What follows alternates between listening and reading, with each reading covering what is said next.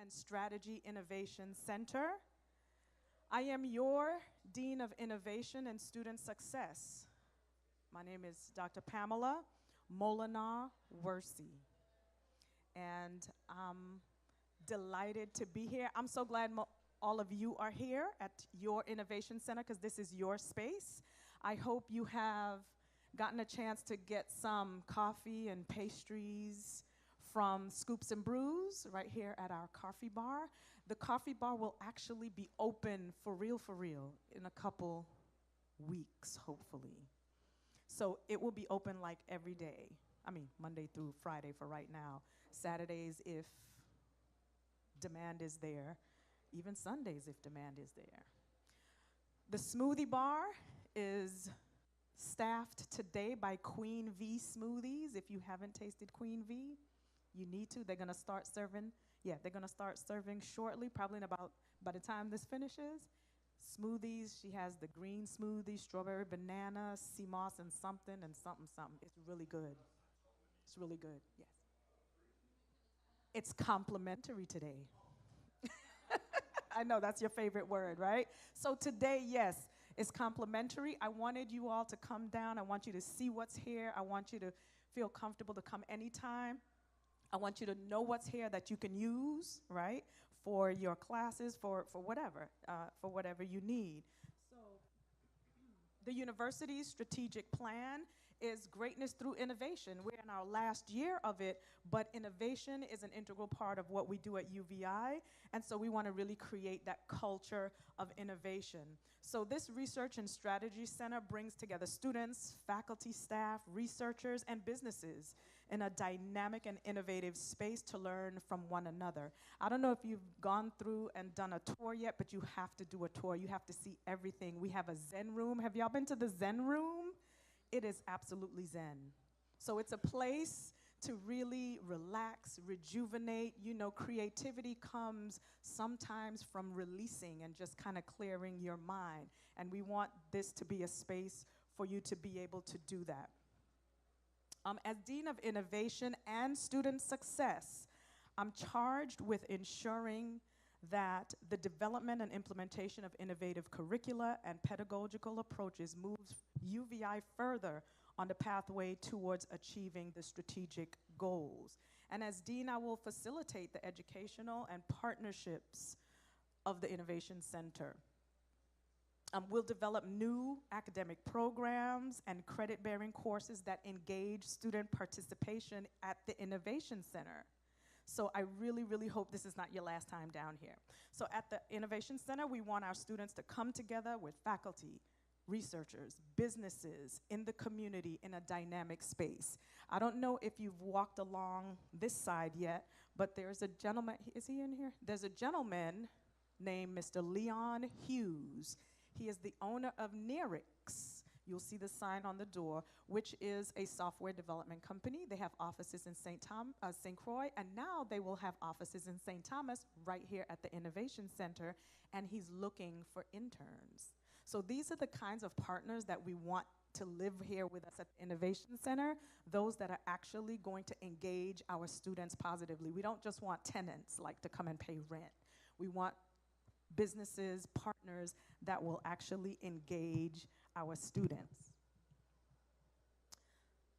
So, I don't know if you know, but we also have a culinary arts program right here at UVI. Yeah, culinary arts, complete with a customer serving restaurant called Wild Sage.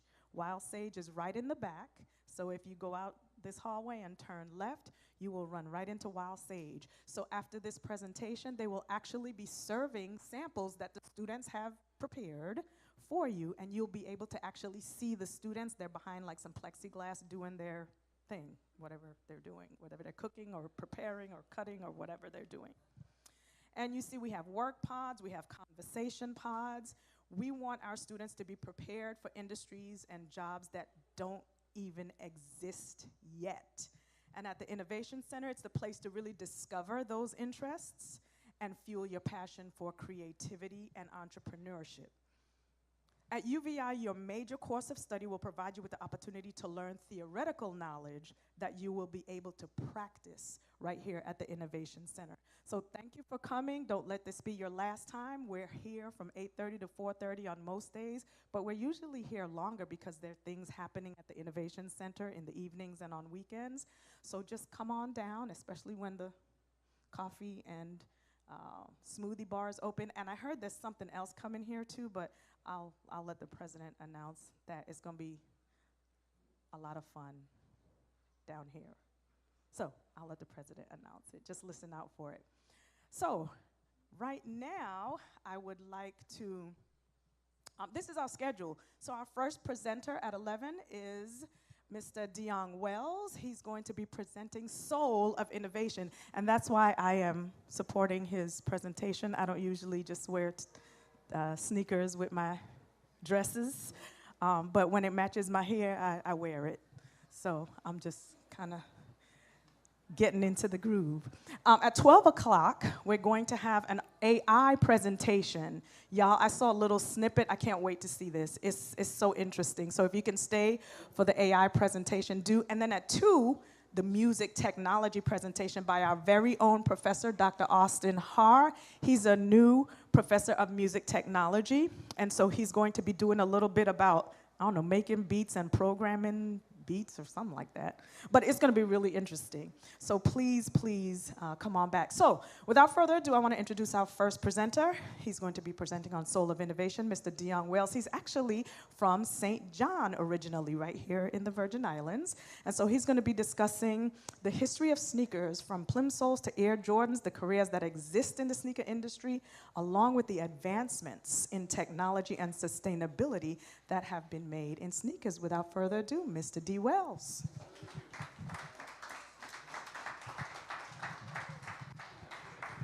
Good morning, good morning, good morning. This is call and response. So like, you go to church, you're in the Virgin Islands, you know how it goes. You say good morning, people say good morning back. So good morning. Good morning. Awesome, see? I love that energy. I love that energy. Thanks for, first and foremost, for being here. I know some of you as students, your professors requested, required, cajoled, even your coaches may have told you need to be here. More importantly, this is an opportunity for us to have a conversation. I just happen to use sneakers as a teaching tool. Like Dr. Molnar-Worsey said, I'm a product of the Virgin Islands. Everything that I do is because of where I was born and raised. Born in St. Thomas, grew up in St. John, commuted daily by boat every morning to go to school. It was an experience of a lifetime that I will never forget because that gave me an opportunity to take me and allow me to enter spaces that I am now because of leather, rubber, suede, and things like that. I wore a school uniform, as many of you know, here in the Virgin Islands. We did, but I would switch. I'd wear my sneakers to school, and just as the bell would ring, I would change from my sneakers into my black or brown sole shoes. I remember when Cosmopolitan was on Waterfront, which is now KFC, which is crazy to me to see that. But more importantly, I'm glad to be here. I thank you, Dr. Molnar-Worsey, for having me, Dr. Hall, and all the Board of Trustee members.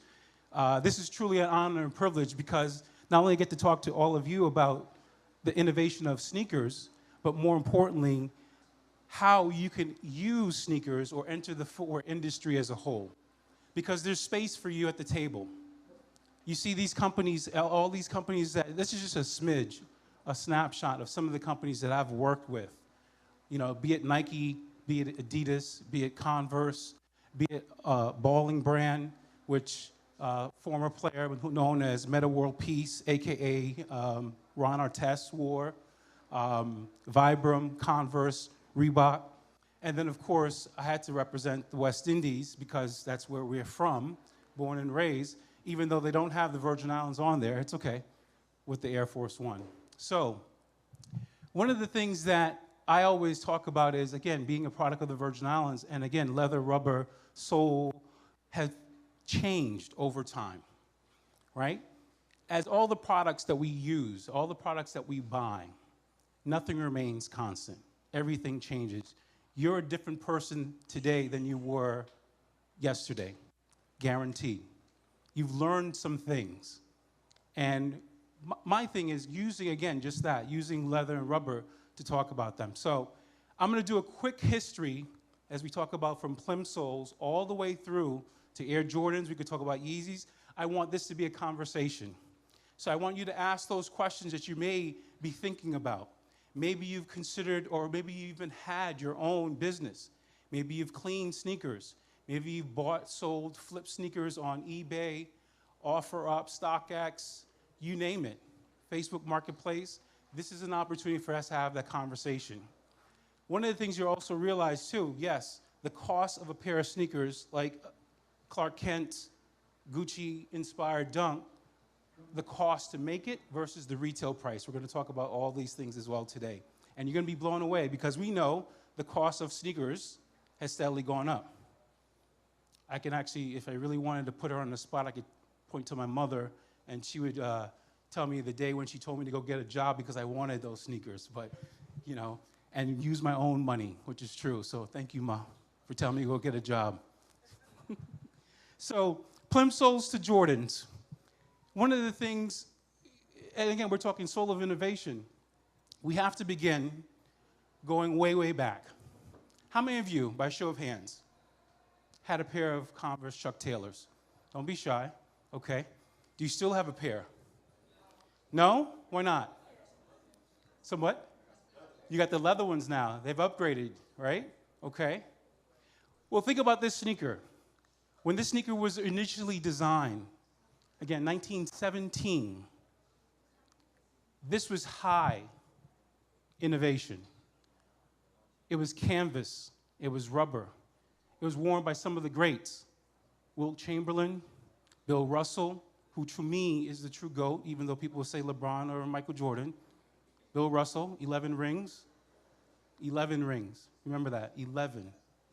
Okay? Bruised ankles and toes, that was the prevention, right? So what was the sneaker industry trying to do? Help what? Absolutely. By doing? You're on it. I love this. Tell me your name. William? Thank you, William. I appreciate you. So it was just that. Addressing a problem, coming up with a solution to the problem. Chuck Taylor, 1917. Anyone remember these? PF Flyers, 1937. This is a company that is now owned by New Balance. A lot of people are not familiar. Anyone familiar with the movie The Sandlot? Okay, these were featured. A couple years ago, these were just retroed, re-released, right? Does anyone know what the name PF, well, it's up there. I gave it away beforehand, but that's always a thing I like to ask. What does the PF and PF Flyer stand for? Posture Foundation, right? New Balance, a company that's been around since 1906, was developed because of what? A gentleman looking at the chicken's foot and how a chicken walks and its balance, things like that. Crazy, right? And you remember this shoe. You may recognize the one on the bottom. That's become more popular as of late. For all of a sudden, this sneaker, the Samba, again, look where it started and look where it is today. This sneaker today, the Samba, has been re-released in multiple colors, multiple materials, and is one of the hottest selling sneakers for Adidas. They're moving anywhere close to 60,000 pairs a week right now. A week. Y'all are buying them up left and right, okay? Come on, Run DMC, 1986. A famous song called My Adidas. This sneaker, again, was addressing what? Broken and bruised toes.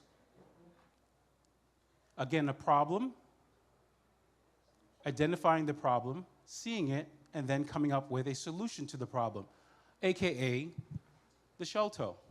Because players were dragging their toe, particularly point guards were dragging their toe, and they were wearing out the canvas on the Chuck Taylor. So Adidas came up with their version, and they wanted to stylize it. This sneaker was not, this was really popular for NBA players and college players at the particular time, but it was really Run DMC, 1986, Madison Square Garden, that made this sneaker popular.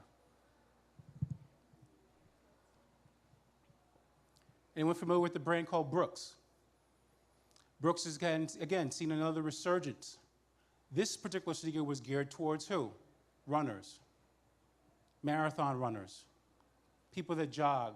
As things started picking up, when you have different materials with EVA, this was allowing people to run longer distances and not have foot issues. Again, identify a problem, come up with a solution.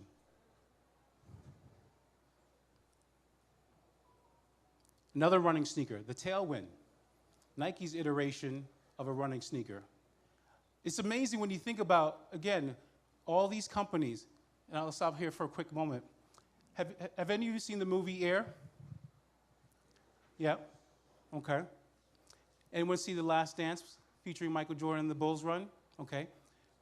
What was the original name of Nike before they became Nike? Anyone want to take a guess? It was called Blue Ribbon Sports, BRS, created in 1972. Before this sneaker and Nike changed from BRS, Blue Ribbon Sports, to become Nike. Phil Knight, Bill Bowerman, his track coach, inspired them. They came up with the waffle train sole. Again, addressing a problem. The track coach wanted his athletes to be the best that they could be on the track and field. Phil Knight, many of us know him as, again, the creator, the man behind the Nike swoosh, but he was a track athlete at University of Oregon. This sneaker, iconic. This was the first sneaker that actually revealed the Nike, encapsulated air bubble, 1986. But design inspiration, and this is one of the things that I get to work with all the companies, is where do we draw inspiration from? We're surrounded by it. Right here in the U.S. Virgin Islands, which is amazing, we have what? We have beautiful weather almost 365 days of the year. We're constantly being inspired. I can't tell you how many times I rode the ferry between St. Thomas and St. John from Cruz Bay to Red Hook and looked at the blue water, looked at the islands, the lush green vegetation, looked at the waves, particularly when it's rough and you see the white caps. And guess what? I've seen that same inspiration used by sneaker customizers on their sneakers, right? So inspiration can come in all different forms and from all different places. But we have to not only be able to, we have to be able to see it, feel it, sometimes even taste it. This particular sneaker came from a particular piece of architecture. Tinker Hatfield, who designed this sneaker, he's gone on to design a number of the Jordans, a lot of the Jordans that we like and love, be it the 3, the 4, the 5, my all-time favorite, the Air Jordan 7, the Bordeaux particular colorway, right? This was designed because of the building. 1989, Reebok Pump. Anyone know what player wore this sneaker first? Who was it? Dee Brown was later. I heard someone say something back here. Tell me your name. Sean Robinson. Who wore the sneaker first in the NBA? Sean Kemp? Close. Nope, close. Shaquille O'Neal? Nope, much later. Think about it, 1989. No, Ralph Sampson wore what brand? Come on, now. He had Puma. Exactly, good memory, wow, okay. So the player that wore this sneaker first? Who? Tim Duncan? No, much later. Tim Duncan was still in St. Croix playing basketball there. This was worn by the Human Highlight Reel, AKA Dominique Wilkins, okay? Again, we have a new version of that sneaker, and I did bring this on purpose. Someone said, who said Dee Brown earlier? Dee Brown. So this was the sneaker, this is the version that Dee Brown wore in the slam dunk competition in 1991 in Boston, okay? This actually was a retro version when he had his no-look dunk. It's actually on the heel tab on purpose. And then anyone remember the commercials? If you're old enough to recall, Reebok was really going after who? They were chasing Nike. Nike basketball was #1 at the time. This sneaker, this was designed by a team led by a gentleman. His name is Paul Litchfield. He lives in Boston, Massachusetts. He's actually a really good friend of mine. This sneaker was revolutionary at the time because it was just that. It would pump up. They had a whole commercial. Again, talk about storytelling. All you marketing majors, listen to this. Reebok went directly at Nike's neck and said, pump up and air out. Go look it up on YouTube. Dominique Wilkins. You had tennis players like Michael Chang, right? You had Doc Rivers, who at the time was playing for Philadelphia 76ers. This put a huge dent or made a lot of noise on the basketball court at the professional level and then the collegiate level as well. But that commercial or that whole marketing campaign of pump up and air out was unbelievably amazing. Adidas key trainer. You'll see some inspiration on this particular shoe. They call this technology the feet you wear technology because it was a lower profile sneaker that made you feel the court or feel the surface that you were using. They use this in running, but also in basketball. This was a prelude to who to come, and rest in peace to him, Kobe Bryant. Crazy Eights was using the exact same tooling and the same technology, right? So things have changed. We're talking a sneaker from 1996, and then fast forward to Kobe entering the league. We know what Kobe did with Adidas. Eventually, they actually dropped him, and he went on to sign with Nike. But again, technology changed over time.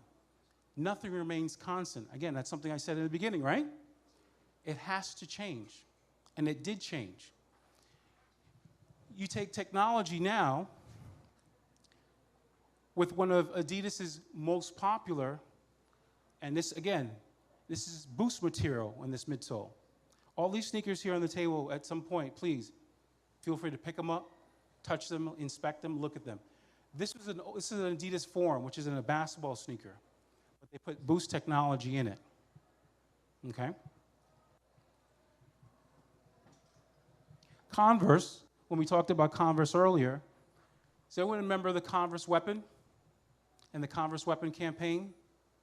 That campaign would not work today. Why? For the sole name of the weapon. People would be very upset. You had two players. You had Magic and Bird. Black and white was for Larry Bird and the Celtics. The purple, gold, and white were for Magic Johnson and the Lakers.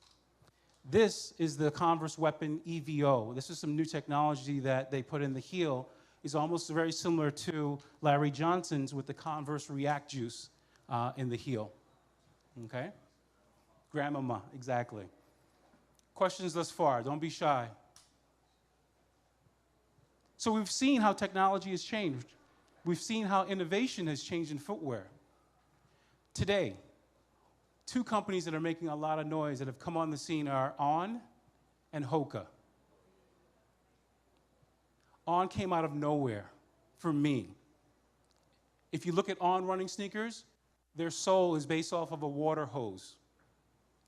The original design behind On running sneakers were cutting a water hose and putting them on the bottom of a sneaker. And that's what we have today. Hoka, you have a much higher midsole.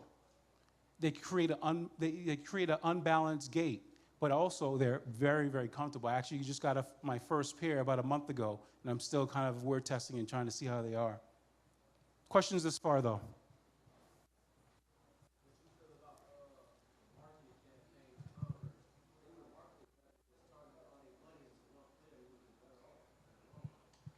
I'm gonna summarize your question, and then I'm gonna respond. And help me out if I miss anything here. What's my take on Converse and their marketing campaign and whether or not they should put all their money and resources behind one particular player? Okay. Say that again? They are. So Nike does own Converse. That's a great point. Converse has been in the basketball space for a very long time, as we see with the Converse Chuck Taylor, and then now you move on. Back when Dwayne Wade was coming out of Marquette, they were looking for a number of key players to kind of revive their basketball division. I had the luxury of working with Converse on that particular campaign. Dwayne Wade's first sneaker was really, really good. They had an unbelievable, in 2005, NBA All-Star, Denver, Colorado. I'll never forget. They lined up Dwayne Wade, Chris Bosh, and Dr. J. Dr. J, the epitome of a basketball player to me. Unbelievable on and off the court, but also what he did off the court that no one saw is mentoring the younger players when they entered the league. Dwayne Wade, out of Marquette, barely was recruited. Everyone thought he was an undersized guard. Chris Bosh, unbelievable wingspan, athleticism, could run the court up and down, unfortunately dealing with issues of his heart, right? So he had to retire. But he still has some rings, so I'm happy for him for that. They've tried it before. Converse has tried it before, putting all their resources behind one player or a team of players. But they've gone more into the lifestyle product. To me, they've taken their eyes off of what their core business is, right? What's their focus? That's the question. What's their focus? This is a conversation that's happening right now. I'm in conversation with people at Converse right now about doing just that, figuring out what's their focus. So I don't know what's to come. Maybe a year from now, maybe by All-Star Weekend 2024, you may see some Converse product. We shall see. I don't know what it's going to look like, but it's going to be really interesting because the conversations that we're having is just that. What do you want to do and who are you? And what story do you want to tell? One of the things you'll quickly realize through all of my presentation today is as human beings, all of us sitting in this room, not only did we survive the Great Reset, AKA the pandemic, we're all human beings and we're storytellers.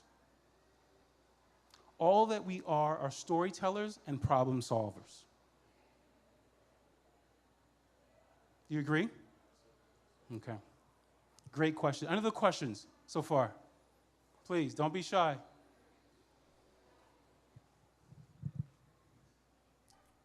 I want to show off one thing, and then I'm going to get back to wrapping up the quick slide, and then we're going to do some more Q&A. I want to be mindful of that. This was a particular boot that addressed a huge problem. And this was very different for this brand, New Balance. You look at it, and I purposely brought this colorway because it's nice and bright. It screams at you. So this is a waterproof boot that serves multiple purposes. This is designed by the Tokyo Design Studio for New Balance, because what it not only does is it converts from a boot to a mule. So you get 2-in-1 purposes. All right, so bear with me. I'm going to put the microphone down so I can do this with both hands, which is amazing to see. And I'll speak loudly enough. So this boot, again, this is New Balance's kind of take at, they're going after Timberland, the weak boot, which a lot of us know. But they wanted to make it different. They wanted to make it unique and special and tell a story of, you can go from, I have to use the microphone. Can I get you to help me? Tell me your name. Maurice, come here. See, he didn't know he was going to be part of this presentation. So Maurice, I'm going to need you to hold the microphone for me while I talk. What year are you, Maurice? I'm a grad student. You're a grad student. Where are you from? Florida. Florida. All right. Give a hand for Maurice, please. All right. So you have to hold the microphones for me because otherwise my media team back here is going to be really upset. So this boot, again, addresses multiple issues. It's waterproof. It has a gaiter, but more importantly, it has a zipper on it. And I want you to all come up here and take a look at this later because it goes from a boot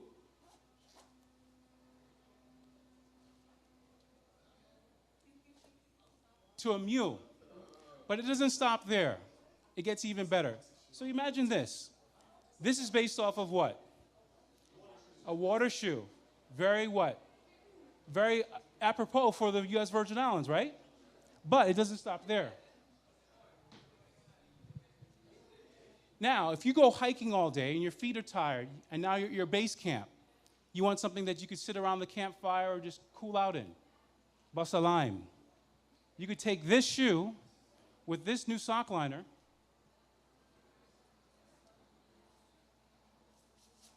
you slide it in, but then, even better, it also has a zipper on it.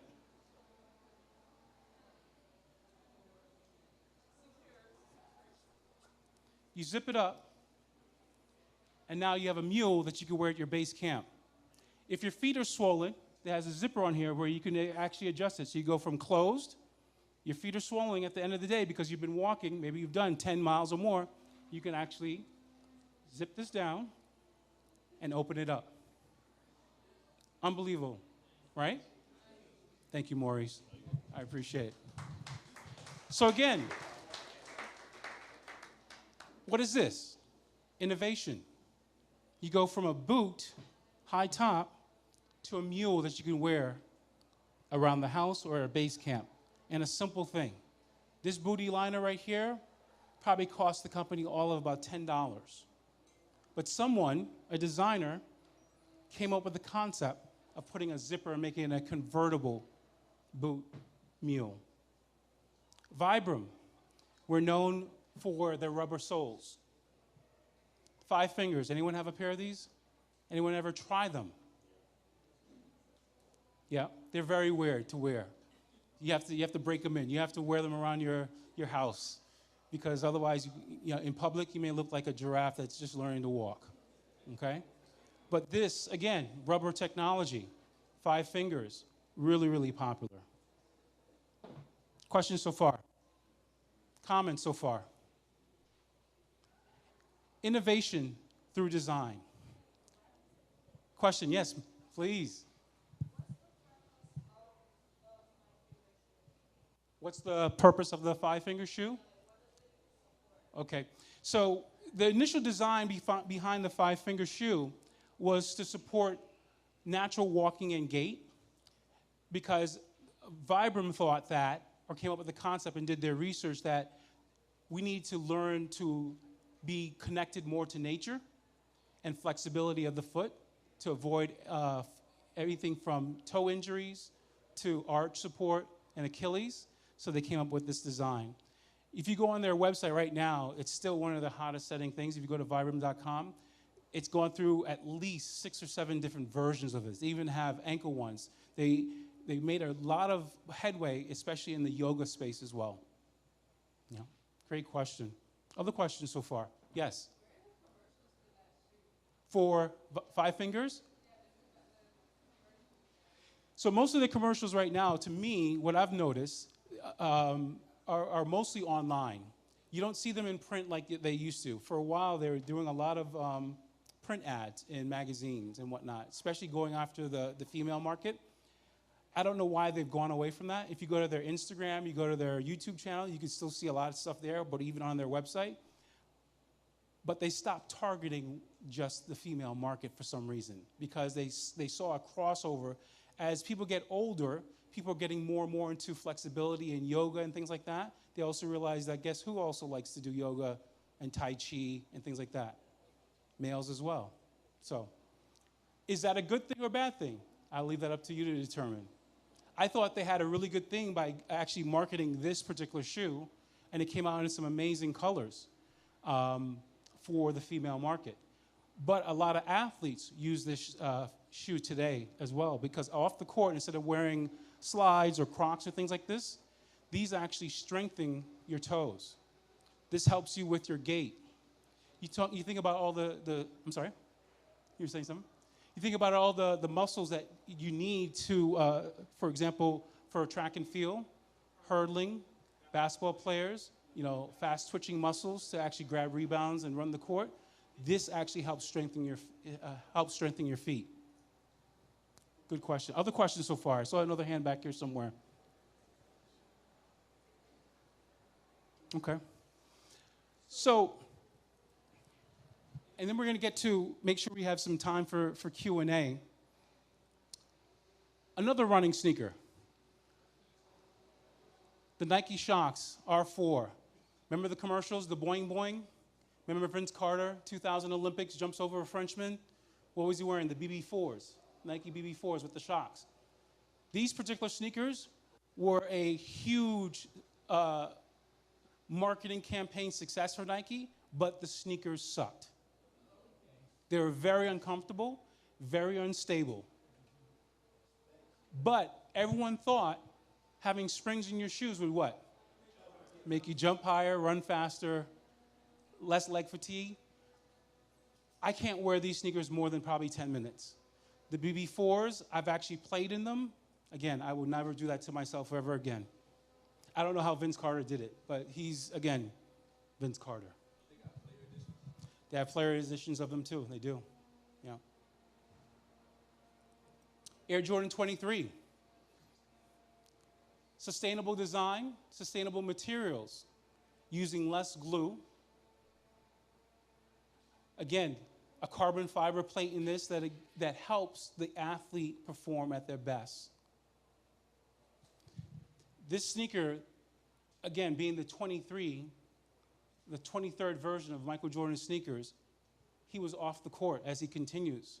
But this sneaker, again, is considered part of the considered line because, again, materials that it uses.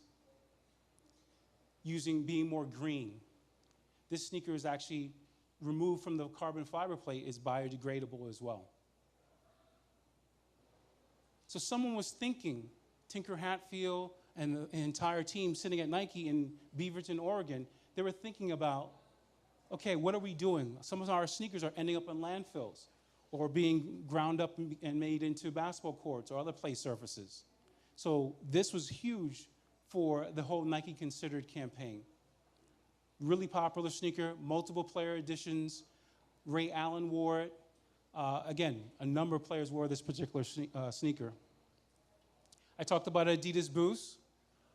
2013, outside of the Nike Roshe run, the Adidas Boost sneakers were one of the hottest selling sneakers for 2013 to 2015. Unbelievable. Have any of you tried, please, by show of hands, how many of you have tried Adidas Boost sneakers? Yeah? Okay. What's your take on them? Comfortable? Say that again? That should be the team's shoe. A travel shoe. Okay. Is your coach here or someone from athletics? Ah, okay. Coach, you have to, just saying. I love this. Thank you for doing it. One of the things about this particular shoe, it makes you, again, it changes your gait, but it is a great recovery shoe. I can attest to that in terms of if you're going from just simply walking around, if you want to get your 10,000 plus steps in a day, this is a great pair of sneakers to walk in. If you're a runner, you're doing a 5K or even a 13K, this is another good sneaker. If you're running a 23K, I don't know. Maybe you're next level. But nonetheless, this is a really good lightweight, and they're easy to pack. So when you're traveling, you can easily throw them in your backpack, throw them on. You don't even have to tie the laces because of how the upper is made of a knit material. They're easy to put on and easy to take off when you're going through TSA as well. So just saying, Coach. So, I know y'all got the Adidas sponsorship, so you got to talk to them. Yeah. Look at this. Right here in this particular building in 13D, you have a 3D printing lab. Guess who's using that? Adidas. That entire midsole is 3D printed. So again, innovation in technology. They call it their Futurecraft 4D because it actually it compresses and then it rebounds to regain its shape. So that's why they call it 4D. Unbelievable pair of sneakers too. Similar to this version, you go from that version, right? And if you look at the upper, and then look at that. Don't they look very much the same? All it is what they're doing was changing what's called the tooling, the midsole, the outsole. Technology is constantly changing, identifying the problem, figuring out the solution. I'm not gonna put this up yet. I want to go back to one particular shoe that a lot of people were talking about. And the reason being is this particular shoe, the Nike Air Force One High. Anyone know who this sneaker was designed for? Who's it? Rasheed Wallace. He popularized it, absolutely. He still actually wore it when he played in the league. Okay? Who is it? Hakeem? No, Hakeem was wearing Brooks and then Tonics. This was designed in 1982 for Moses Malone, Philadelphia 76ers. Look how high it was. Look at the strap. The strap was addressing a particular issue, ankle support, locking the foot down. Would you players wear this particular shoe this day and age? It's not Adidas, they say. So, okay, so you have that version, excuse me, which led to eventually them going from a high top to a low top. Right? When this sneaker came out, 1982, this was the high top version. They quickly realized they had a market for this shoe, and every big man in the league was wearing this particular shoe. Fast forward to what? Probably like 1996, 1997. People were buying the low top version, particularly not this colorway. It was mostly either all white, white and white, or black and white, black with a white swoosh. And then all the flavors, colors, whatever you want to call them, depending on where you were in the United States or the world. You may have been in Harlem, you call them uptowns. If you were in Brooklyn, you call them stompers. If you were in West Coast, you were just calling them ones. The Air Force One, as we know, became popularized, right, because of hip hop. When Nelly released Air Force Ones, give me 2 pair, this sneaker took off. And literally, when you talk about, Nike doesn't have to market this sneaker one bit today. They can put this sneaker out over and over and over again. And again, it's changed. It used to be tumbled leather.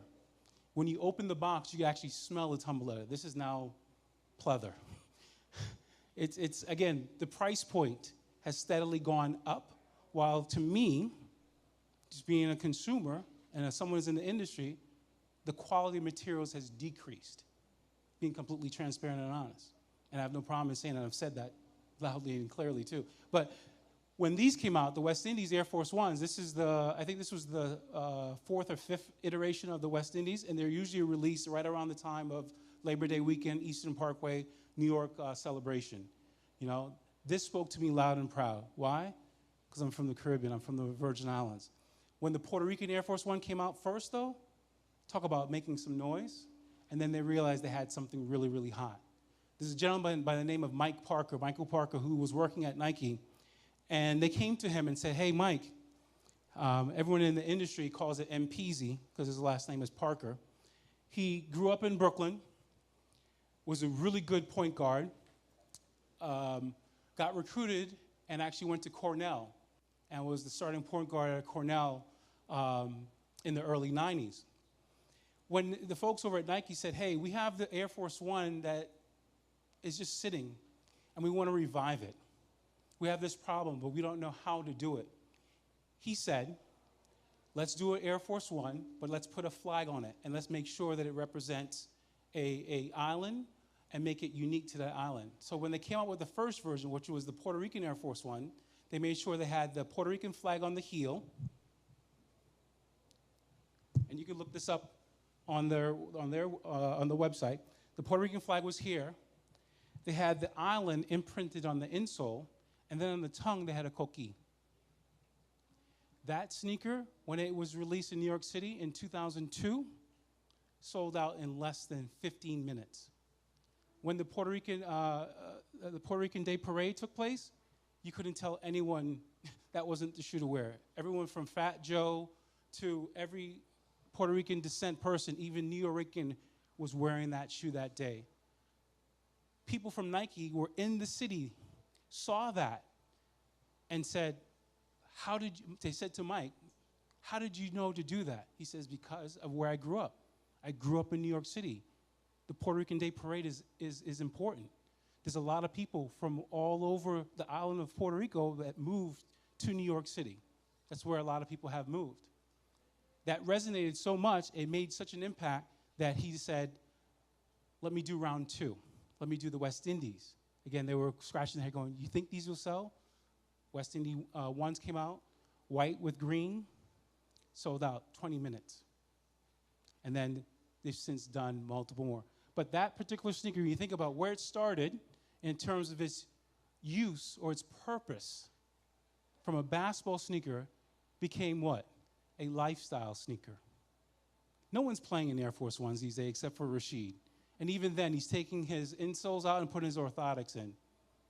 I actually asked Roscoe, as he's known, how could you play in those sneakers? He says, it's just something about the feel, and it's me representing Philadelphia, Philly, where he was born and raised, where he played.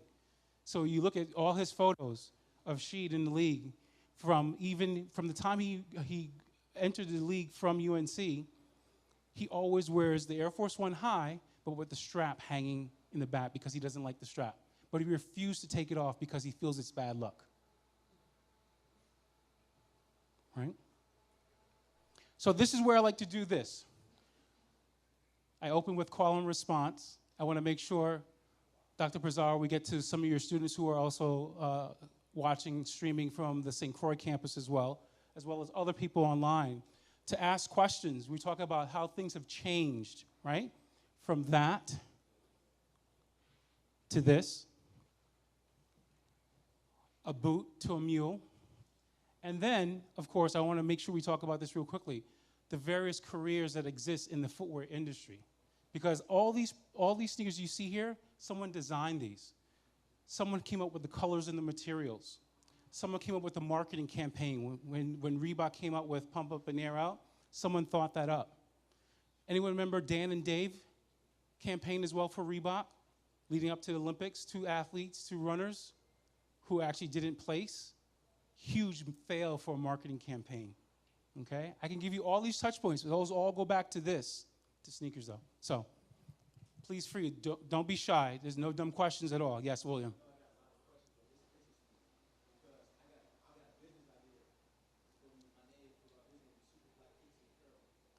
The name of your business is called? I love that. What is the problem you're addressing? Or what are you trying to, what's the story you're trying to tell? More important, let's start there.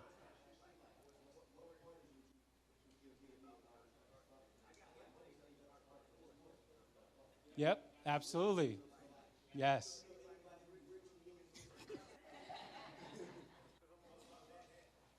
So this is where I would go, hold your thought, Dr. Wersey. Is there the foundation that will support entrepreneurship as well as Dr. Pizarro? Okay, so you're at the University of the Virgin Islands. The first place where I would start looking for resources and where you actually have resources are right in this room, right on this campus. You need to talk to these professors. You need to talk to all your other professors about your business plan too. Have you started writing a business plan yet? Okay. Are you doing your market research?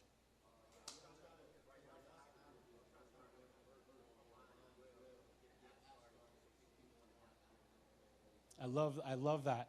So you're doing all the right things. What you need to also do, not only just get resources, you also have to figure out what makes you different than, say, a brand like Tommy Hilfiger, Ralph Lauren, Supreme, A-Life. I can go on and on, all the brands that we probably have represented in this room here today. What's going to make you different? And the one piece of advice that I'll say is you are the difference. Start by telling your story. Who you are, where you come from, what motivates you. What makes you unique? You are the brand. It starts with you because you have to believe it first before you can get other people to believe it. Right? But also, talk to these professors about just that. I have my business plan. I'm going to do my market research. I'm going to address this issue. Right now, because of where we are with technology, you have the ability to market and get your business out there, not only in brick and mortar, but also online and then certainly through an app. TikTok right now. TikTok made me buy it. Unbelievable marketplace. Yes. I know you're laughing right now because you bought some stuff from TikTok the other day. I'm laughing at my wife over here because she said she bought something and she said, TikTok made me buy it. I said, yep, it did. Great marketing. Yeah. Other questions? Yes. Good question. The question he asked was, how long does it take to get a shoe in production? That varies. The longest time, the average time is about 18 months. Right now, all the companies are working already. They're working on, they're really working on basically winter of 2024 at this point. All the stuff you're going to see between now and the end of this year, 2023, that was worked on well before, right? So you have sneakers and, again, products, be it like the iPhone. The new iPhone 15 just got unveiled the other day, right? They were working on that. From the time the 14 came out, Apple started immediately working on the 15. They keep doing what? Different iterations. They keep getting us to do what? To buy a new phone because we have to have the latest technology. We have FOMO, great marketing, fear of missing out. It's real. All you marketing majors, listen to me loud and proud. That is something that we as human beings, even though we don't need it. Do I need all these sneakers? No, I can only wear one pair of sneakers at a time. But why do I have more than 700? Why? Right? Because I'm a sneakerhead, yes, but also there's different reasons of how to use them. If I want to go from running out my front door to the grocery store, I might pick whatever's sitting at the front door, and it's usually my Air Max 1s that I'm wearing today, right? But if I'm going for a longer walk, I may decide to wear the Hokas. I may decide to wear, I'm not going to wear the Air Force One highs, that's for sure. I'm going to wear what? Probably my Adidas Boost, right? Other questions, though? And any questions from the chat so far? Okay. Questions thus far? Things that you're thinking, yes? Okay, great question. The question is asked, how much does it cost to make a particular pair of shoes? So, I hate to keep harping on this. I'm going to switch from the Air Force One. So the Air Force One, encapsulated air sole, we hope and we pray that it's in there, like they say, even though it says air on the side. But it is there because you could feel it. This sneaker, when it's made, the cost to make it is probably about $25. When you think about materials, shipping, marketing, and everything, and they don't even have to market this sneaker to us anymore. It comes out in a different color. Ooh, I want it, I got to go buy it. Right now, this sneaker, when it used to retail for $55 back in the day. Then it eventually went to $65. Then it went to $75. Then it went to $100. Right now, the average price for a pair of Air Force Ones is about $150. Blows my mind. I used to travel from Brooklyn to go to the Bronx to get certain colorways of this sneaker back in the early 90s. Right? I spent $75. Anyone familiar with the Reebok Freestyle, which was a huge sneaker? Actually, I remember buying my mom a pair of them back in the day when she was doing step aerobics. Actually, here at the then College of the Virgin Islands. Reebok Freestyle. People know it as the 5411. Anyone remember the 5411?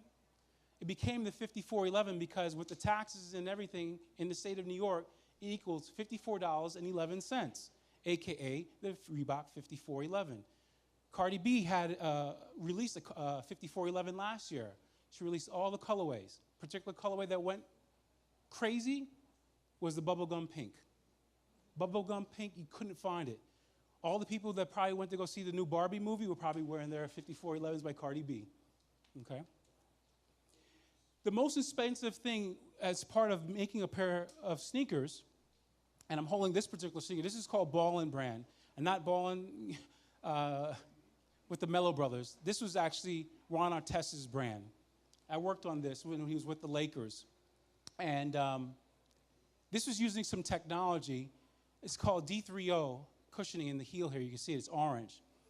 Because it changes its shape depending on how it responds to heat, how it responds to compression. So this particular sneaker, you'll see if you go back to when he first joined the Lakers, Ron Artest, Metta World Peace, was wearing this particular sneaker.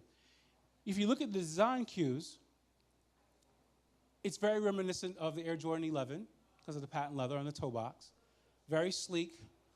One of the early Under Armour sneakers that Brendan Jenkins used to wear, exactly. Because the designer who actually designed the sneaker came over from Under Armour and was working on Brendan Jenkins' sneaker at the time. So again, you see inspiration in different ways. This particular one was, this was manufactured in Taiwan in 2000, if it looks correctly, it looks like 2011. The tag's a little faded on this, but I kept it on there on purpose. But the last on a particular pair of shoe is the most expensive thing first that has to be made. Once you have the last, that figures out the dimensions of the human foot. From the last, then the designer can design the sneaker or the foot or the product around that.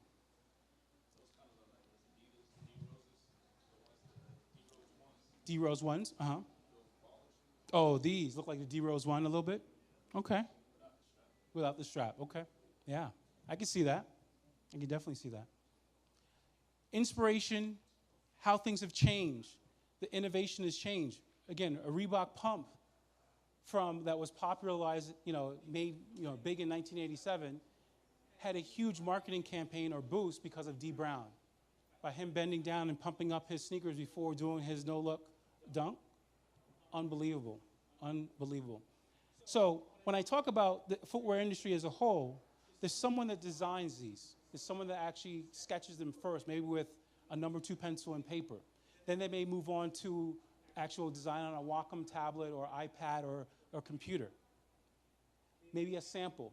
Maybe it's 3D printed. That's become the new thing now. You can actually go from a design to 3D printing to actually see it from all different sides.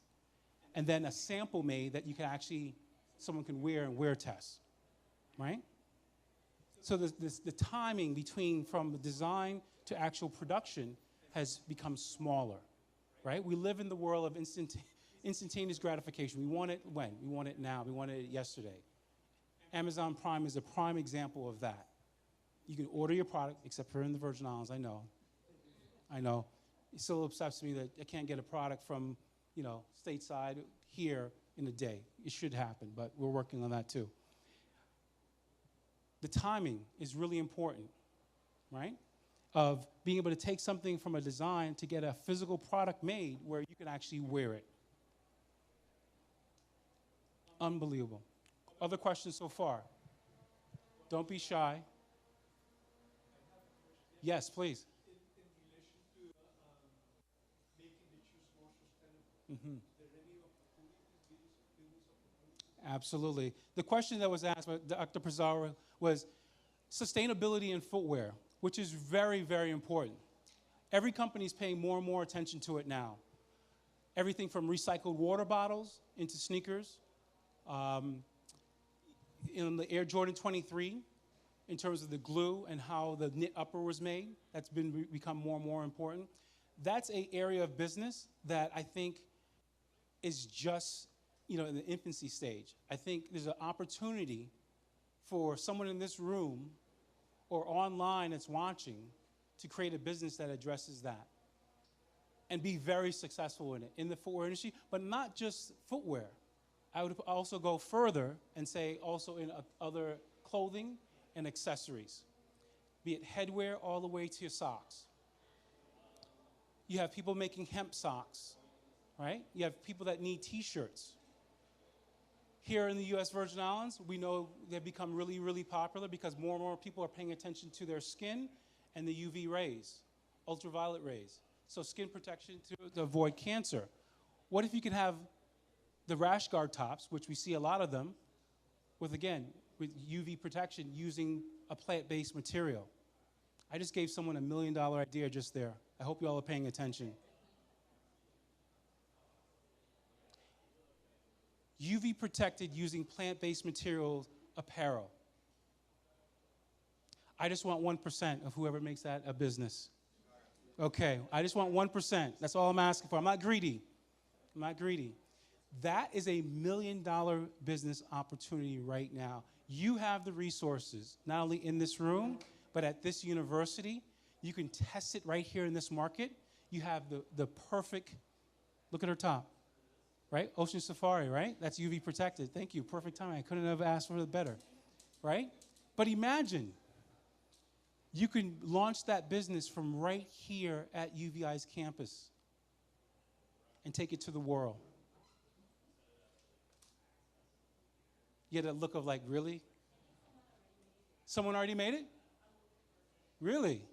Okay.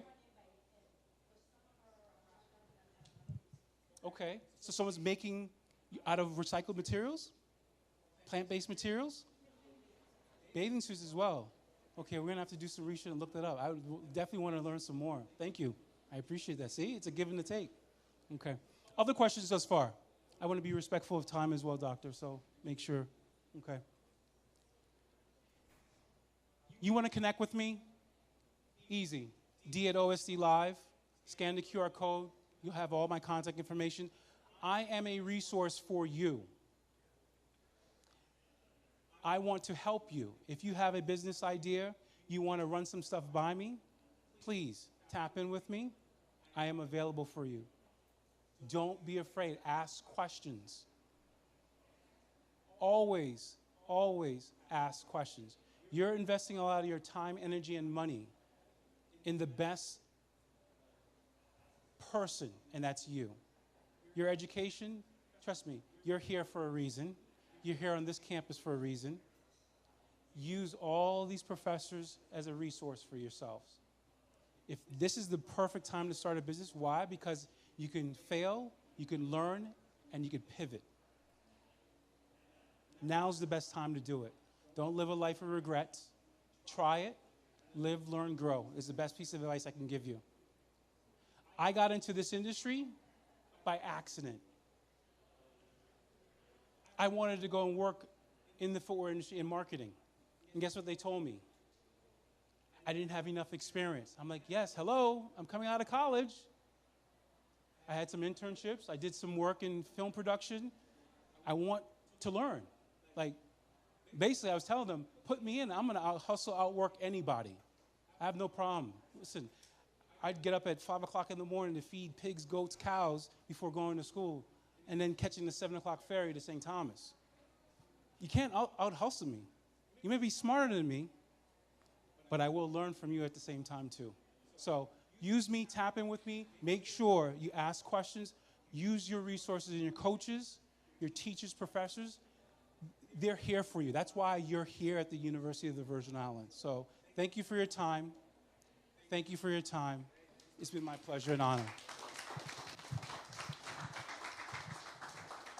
Thank you, thank you. Thank you so much, Mr. DeYoung Wells. Really appreciate it. Interesting, interesting. Thank you. Classes, if you have not signed in, if you were required to sign in, there's a sign-in sheet at the entrance. We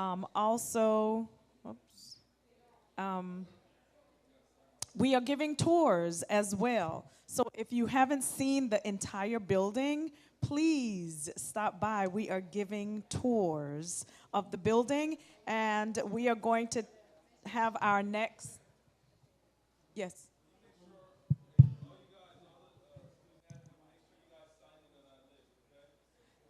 Student athletes, also please make sure you sign in. We have a 12 o'clock coming up. Right. Oh, 12 o'clock coming up right now. I think this is on the wrong. So we're going to take a quick break for the next presentation coming up, which is on artificial intelligence. So we're going to call the 13D team up to switch our presentations.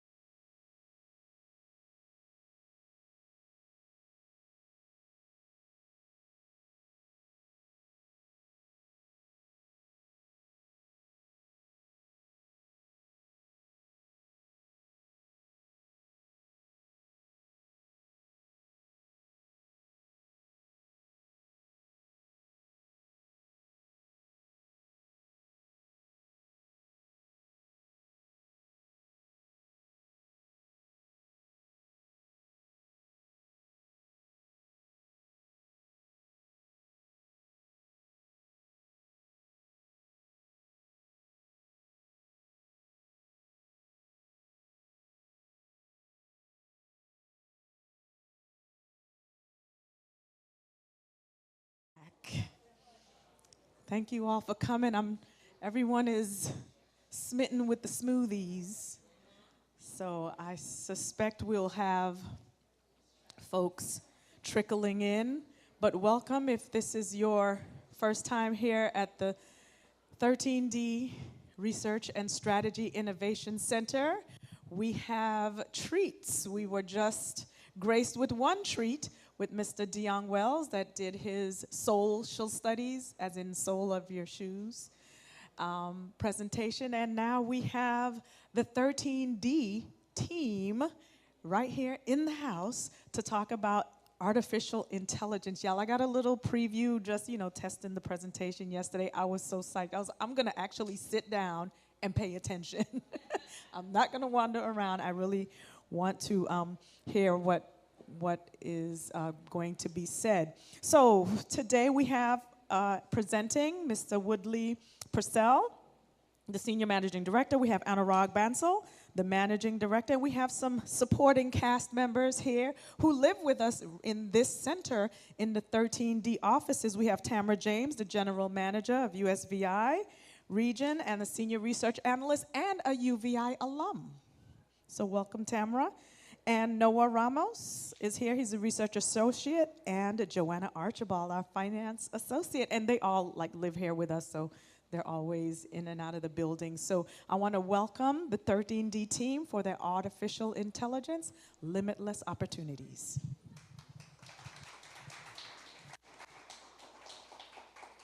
Thank you. Great to be here. You can call me Woody. And Anurag and I are excited to share some thoughts on artificial intelligence and how you can use it to make yourself more productive. I have about a 10-minute intro, and then I'll turn it over to Anurag to show us how to use generative AI. The field of artificial intelligence officially came into being in 1956 at a Dartmouth College workshop. And during the 1950s, a scientist, Alan Turing, published a paper which set out the guidelines for the imitation game. It became known as the Turing test. And essentially, that was a test to determine when a machine is exhibiting human-level intelligence. And it's a series of questions that the human and the machine are going back and forth, and the human doesn't know it's a machine. The human cannot determine that it's a machine that's answering the questions. And if it can answer a series of questions and the human doesn't know that it's a machine, then the machine has exhibited human-level intelligence. This chart here on the left shows the improvement in artificial intelligence image generation since 2014. And the chart on the right shows the improvement in accuracy for image recognition or image identification by artificial intelligence. The big breakthrough came in 2012 at an annual competition among scientists where they have different AI models to try and identify images. And Geoffrey Hinton, scientist out of University of Toronto, and his team submitted a new neural network architecture called AlexNet, and it beat the field by 10.8 percentage points, or 41% better than the nearest competitor. And following that breakthrough, steady progress was made in increasing the accuracy. So over the following 7 years, the accuracy of image recognition grew from 71.8% to 97.3%. Today, it's about 98%. And one of the big takeaways was that the more data that an AI model has, the better decisions it can make. In the 2016-18 timeframe, Singularity University professor Dr. Neil Jacobson remarked that AI is now moving so fast, it's a blur. And he warned that you do not want to be invisible, you do not want the speed of progress in artificial intelligence to be invisible to you. In 2016, DeepMind, which is a subsidiary of Google, created a algorithm called AlphaGo. And it was designed to play the Chinese game Go. And it played Lee Sedol, the Grand Master from South Korea, recognized as the best player of the decade at the time. And the algorithm beat him. And that was a big deal because Go is more complicated than chess. There's more potential board configurations on the Chinese game Go than there are atoms in the universe. And at the time, the Chinese said, well, you know, the computer might be able to beat the South Korean champion, but it can't beat a Chinese grandmaster. But sure enough, a few months later, it beat the Chinese grandmaster, and that was actually an inflection point, a Sputnik moment for China when they really doubled down on artificial intelligence, and now we find ourselves in this tech arms race with China neck and neck in artificial intelligence and other technologies. In 2018, DeepMind released another algorithm called AlphaZero.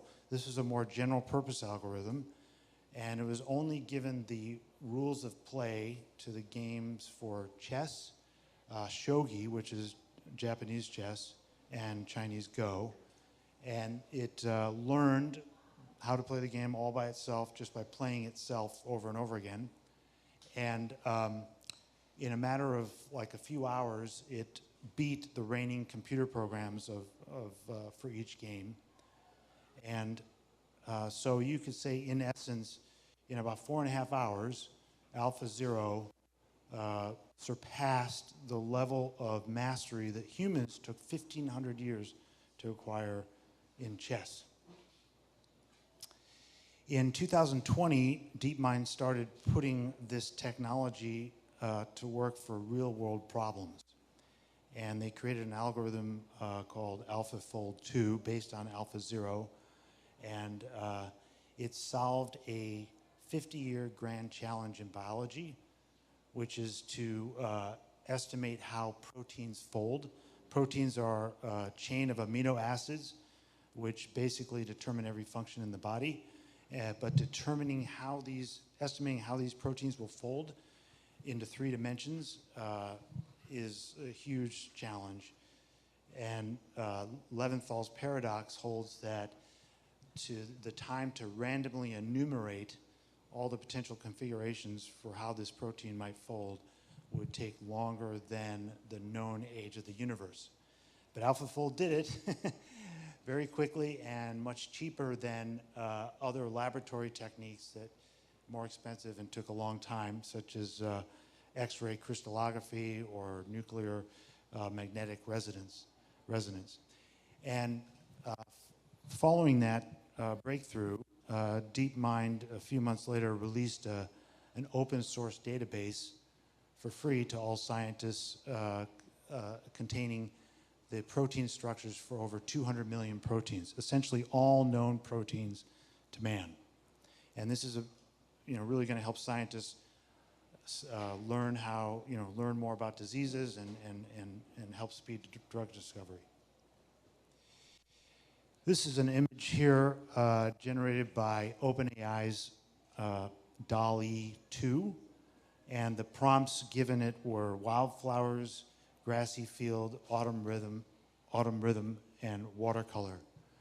And generative AI functions, you present a prompt to it. It could be text, music, video, and then it can generate content. It uses some of the same technology as AlphaZero, like reinforcement learning, but the big breakthrough was in 2017 when Google researchers developed a transformer model. And there, the difference was that the transformer model could look at text, like a phrase of text or a sentence or a paragraph or even a whole article versus just a word. And it could understand the context better, recognize patterns, and generate text much more accurately. And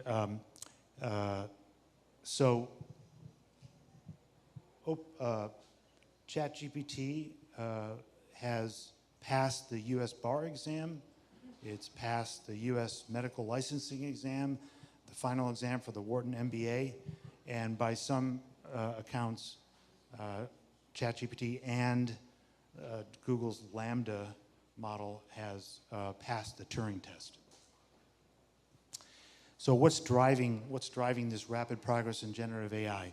Well, essentially, large language models are doubling in complexity every few months. And large language models are foundational to generative AI. And this is helping drive down the costs for training these AI models, hardware and software, by about 70% a year. McKinsey did a study recently that estimates that generative AI could add 2.6 to 4.4 trillion to the global economy by 2030, by which time artificial intelligence will be a $15 trillion market. McKinsey also estimates that generative AI could account for 60 to 70% of knowledge workers' activities, and they can automate 60 to 70% of the activities of knowledge workers, and they reduced the midpoint for when this may occur to 2045 from its prior estimate of 2053, almost a decade earlier, which they made that prior estimate in 2016. Most of the gains in productivity over the last decade from digitization have really impacted just a few industries like tech, finance, media. But generative AI's natural language processing capabilities means it will affect all industries.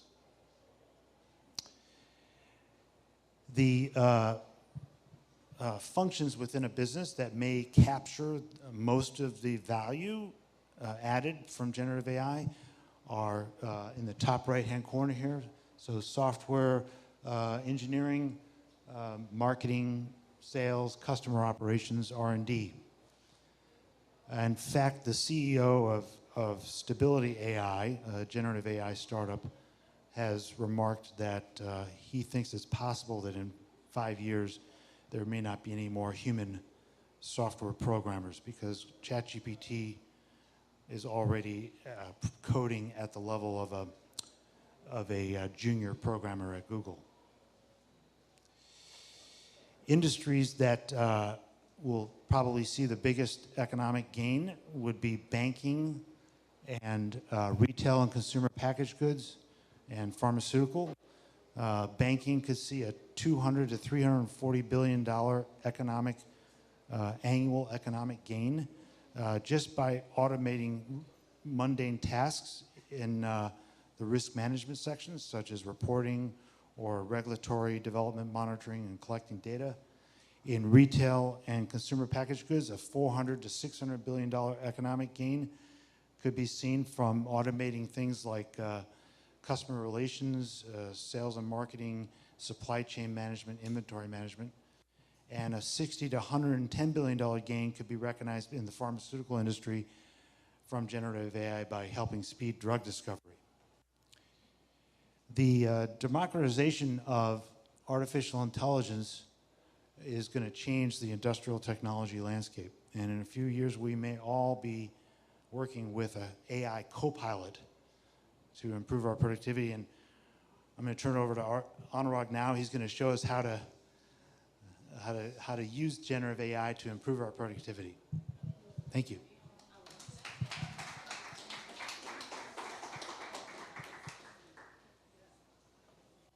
Thank you very much, Woody.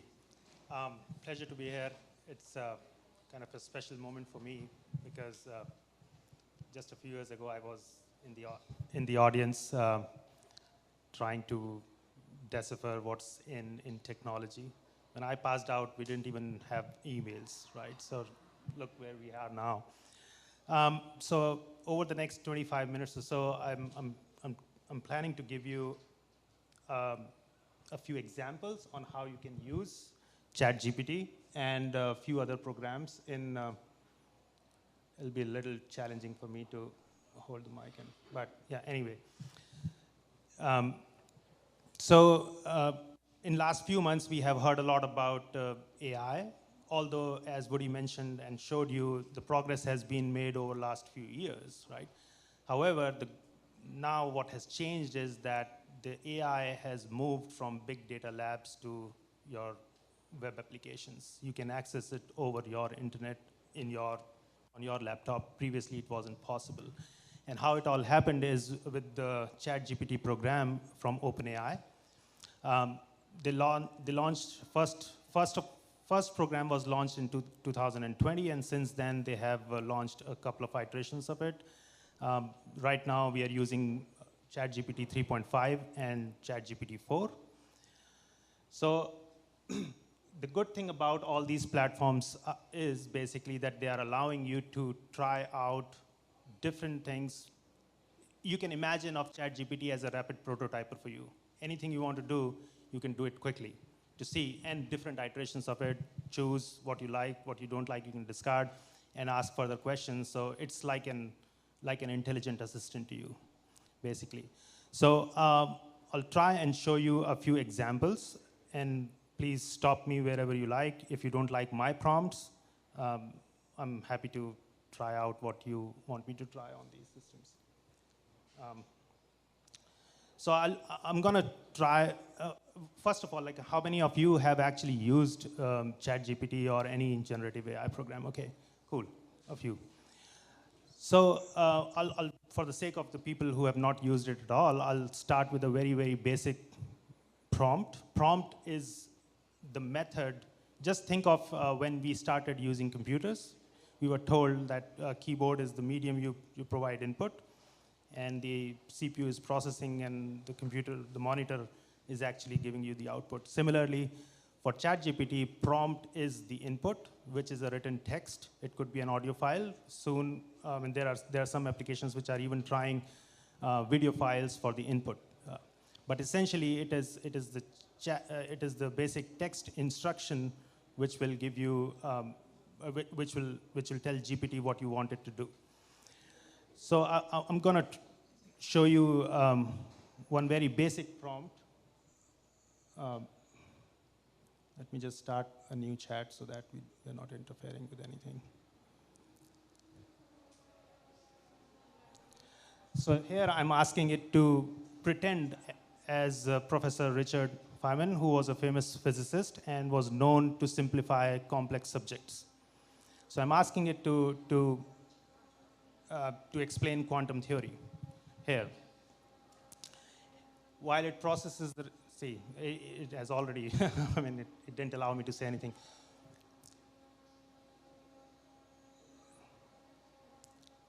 So you can stop it in between if you are not happy with the input, and if you realize, no, I was supposed to do something else, and you can modify your prompt right here. And imagine it's now creating a diagram which I asked it to create in the prompt. And you can basically ask further questions, ask it to give more examples to explain it in a very simplified language, although it is pretending to be Richard Feynman, so it's kind of giving examples already. If you read this, for superposition, if you read it, it says now about this wave-like behavior in quantum mechanics. We don't talk about an electron being in specific place. Instead, it's a superposition of many places. So basically, it is explaining us in the form of a wave in an ocean, that you can't be in one position. Some waves are higher, some are lower, basically. So the idea here is that it gives you more ideas, and then if you want it to simplify it further, make it more complex, now if you want it to create like a tutorial out of it, flashcards out of it, it can do all of those things. So for your quick learning method.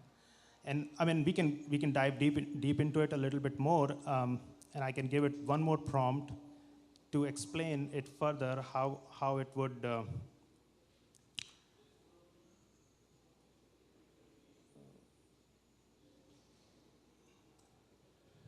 so now I'm asking it to explain further what is superposition as well as entanglement. And it's bolding it by itself. It's telling us in a very simplified way, basically. So this is nothing short of magic. When I first saw it a few months ago, I was like blown away by it. And now you can even use it on your phone for practically anything, right? It's not just for, I mean, I'm trying to kind of keep the examples related to the students here, but you can do practically anything. You can design your businesses. We have a couple of examples for that as well. Right now, ChatGPT has the data, basically it is fed on data, previous data, so it is updated until February 2023 data, the latest models. However, if you want to do search on live data, there are different methods. You can leverage ChatGPT to do that.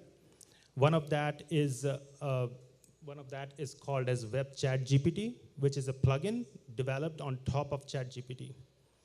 And it is a Chrome extension, runs only in Chrome, and you can install it by going to extensions and then do it. Oops. It's fine.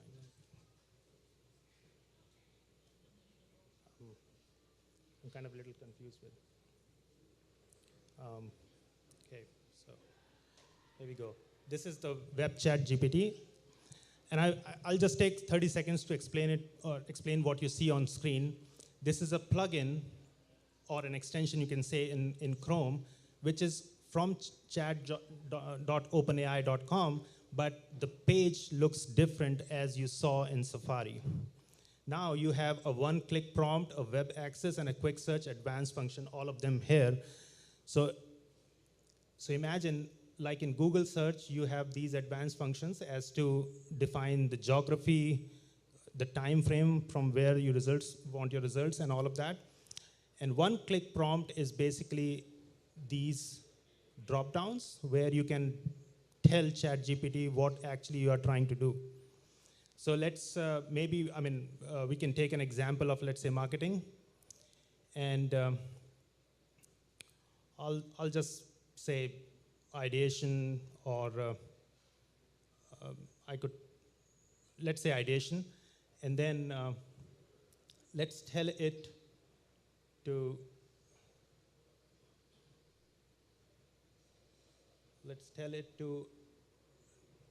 search for create a marketing plan for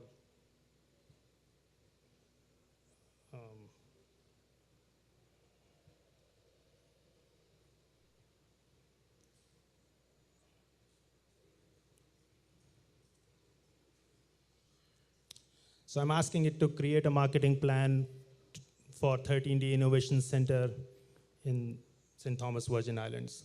Oh, it says no.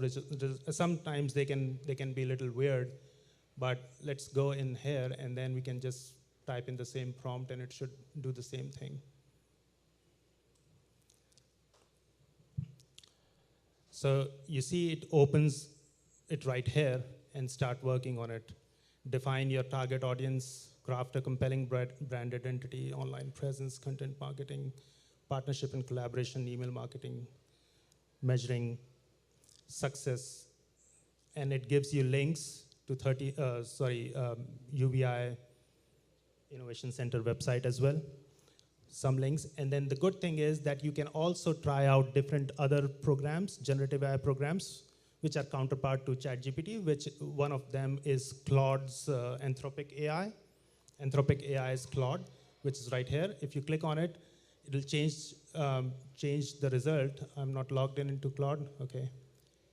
I'll just do it really quickly.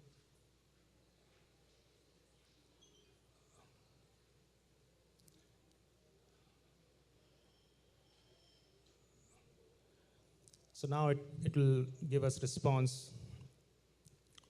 Should focus on primary marketing strategy on the following: promote the Innovation Center as a hub for entrepreneurs, startups, and students, researchers. Host events and competitions like things. Basically, it gives you ideas on how you can do it. Now you can ask further questions and improve your ideas, basically, on this. So these are a couple of examples. I'll take a pause and take any questions if you have. Yep.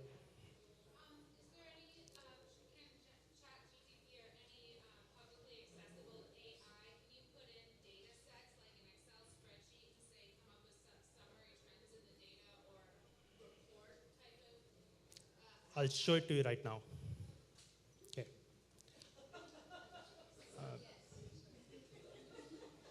No, I mean, we have plugins for that, so I'll just show it to you. Yeah. So I'll give you an example from like a financial report of NVIDIA or Apple. I mean, so here I have installed a couple of plugins. This is called as Advanced Data Analysis. This is still in beta, but you can still use it. So now the page has changed. Do you see a plus sign, which wasn't there before? So now you open this, and if I upload one file for NVIDIA, and I'll say that, oops, just 1 second.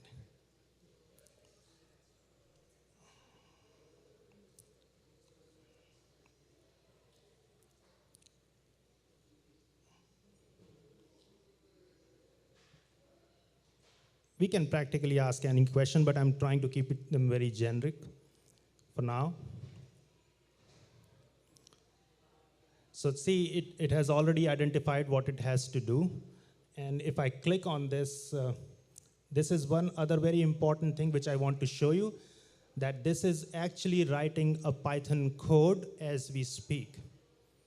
So Woody's comment about in 5 years, we will not need software developers, this is a prime example for this.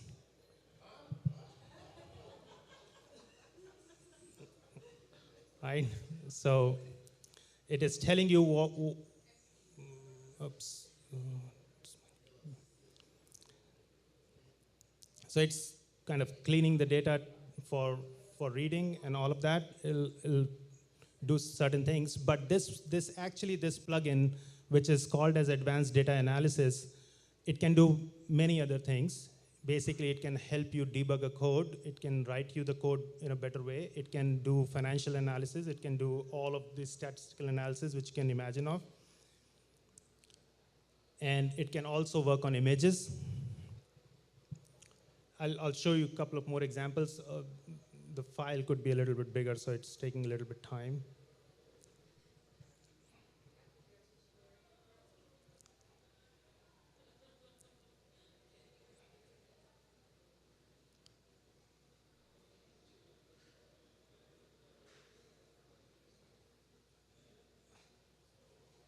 Okay, I'll give another example. Just hold on.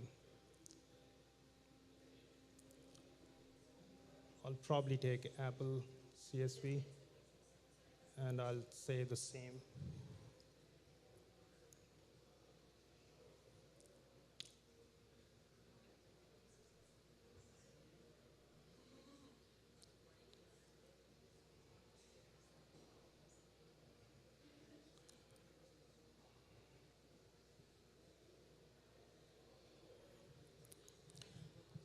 It can basically draw charts for you, and also it can create the PowerPoint presentations right from here, and you can basically use them as copy-paste, or you can modify as to your requirement.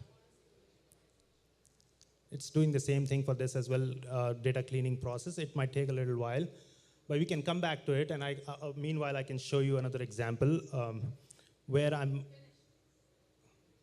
Okay, we want to stay on it. Okay, we'll stay.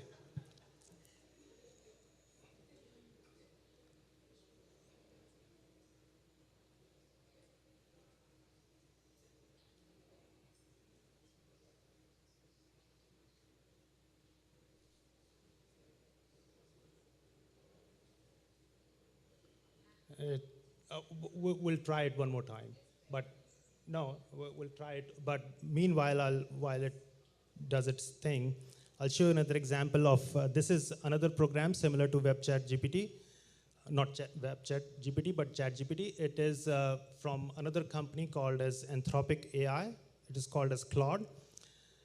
One of the good things I have found about this program, which is very similar to ChatGPT, but a unique feature it allows you to do here is that it can compare PDFs for you and draw common ideas. So let's imagine that if I give it a few PDFs, let's say all of these basically. Um,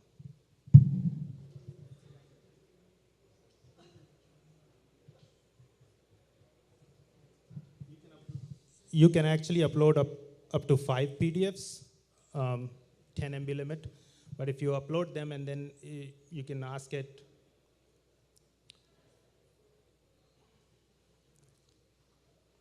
the common ideas from these PDFs, it can do that. It can do a summary of all of those.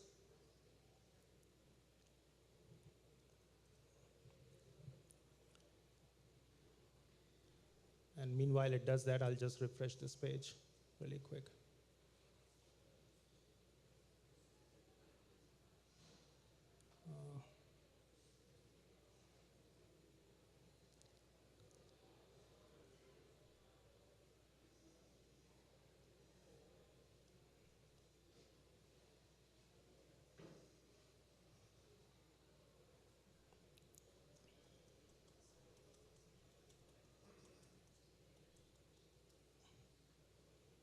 Let it work.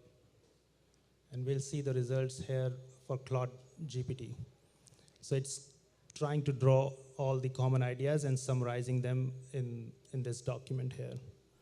So this is actually really helpful if you are going through all these research papers, long research papers. It'll really help you to simplify, and especially if you want to do analysis on any one section of the PDF, it can really help you do that. I can show you one more example. In ChatGPT, ChatGPT only allows one PDF at one go, but it also does the same thing. It can help you talk to PDF, basically. And you can ask further questions. It can simplify things for you. So this is how it works, basically. You can give up to 5 PDFs, with a limit of 5 megabytes for now. It can be increased in the near future. Yes.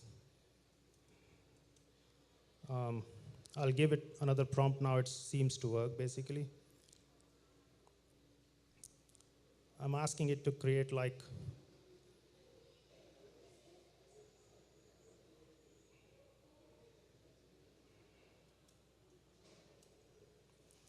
can you create 5 charts based on the data and not just the representation of financials, but show insights? So it'll take a little while to do it, but it'll create a few charts for us to look at, and then we can change them, we can modify them. If we want them separate out, we can do that as well. And after that, I'll show you one more thing which we can do with data analysis really quickly before we move on to other things.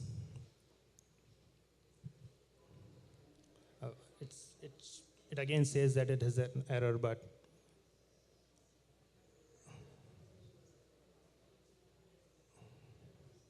yeah, meanwhile it does that, I'll show you, moving on to summarizing and simplifying it, I'll show you another plugin where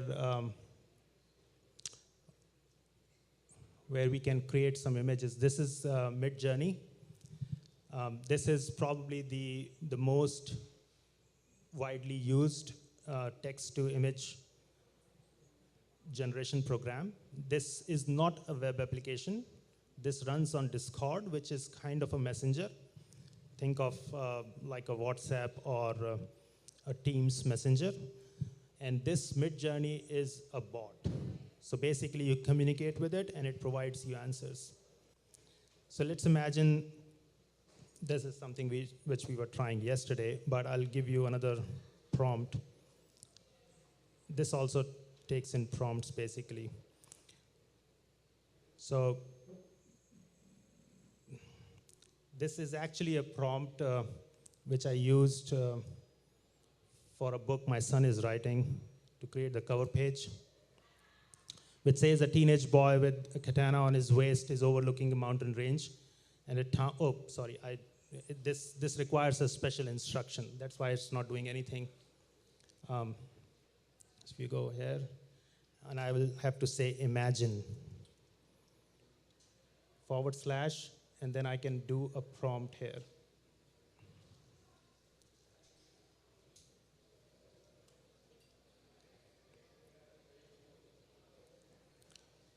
Now it should work.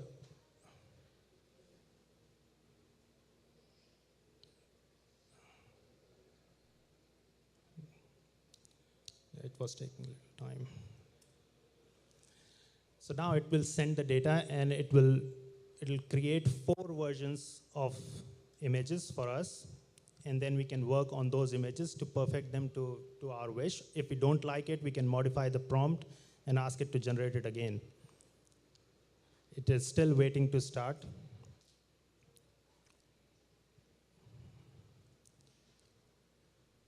But it will. Meanwhile, we can go check the. It is still apologizing. It's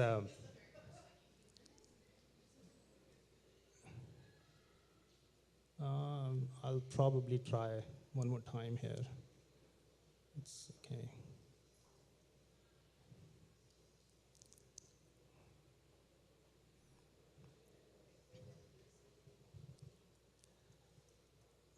This is a different set of data.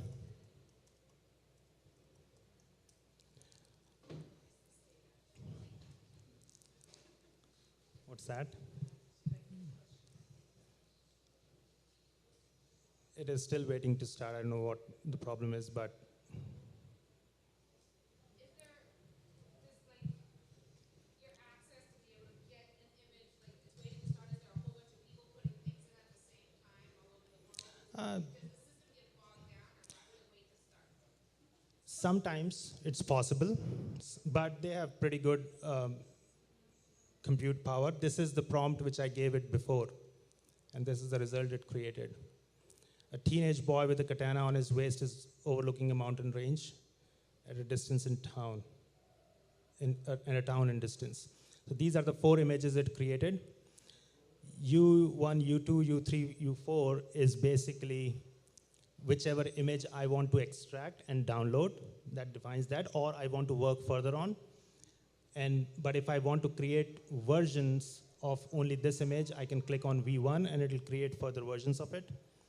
So Tamara yesterday picked one, this one, and then now when you have selected one of these, you can make subtle changes, you can make strong changes, you can zoom out. If you are zooming out of it, it'll create more background and give more detail to the picture. And then see, this is again a very important feature which was launched, I guess, 2 weeks ago.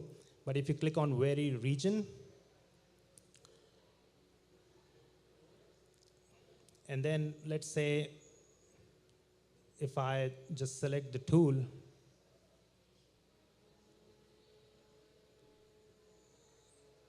and oops. Yeah, I've kind of zigzagged it, but let's say.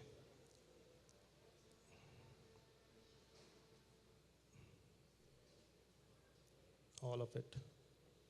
Let's just say this much. And I want to say,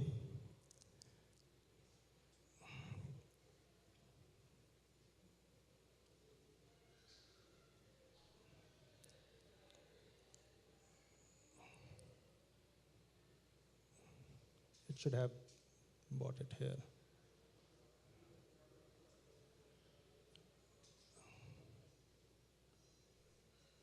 It is still working on it. I cannot delete it. Yes. So let's say if I want to work on the first one,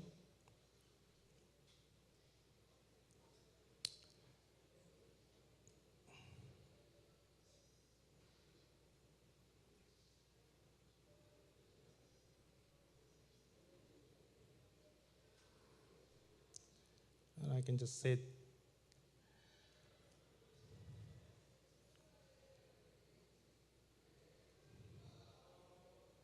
it goes back to the same thing again and again. The program is not functioning properly here.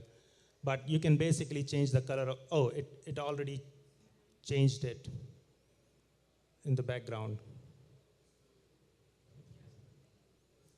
Here, it removed that kind of a temple from the mountain and create another version of it. Now, I mean, you can create further changes. You can change the color of this image. You can make it black and white, whatever you want to do. And we can do that, the same thing in this, what specific insights you want from the data now. We can try it one more time if there is interest in this, but otherwise we can just move on to another example. Let's move on, okay.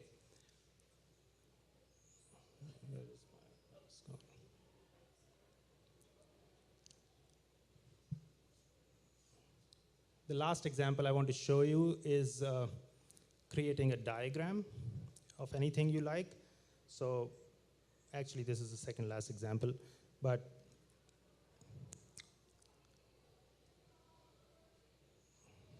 I can merge two examples into one now.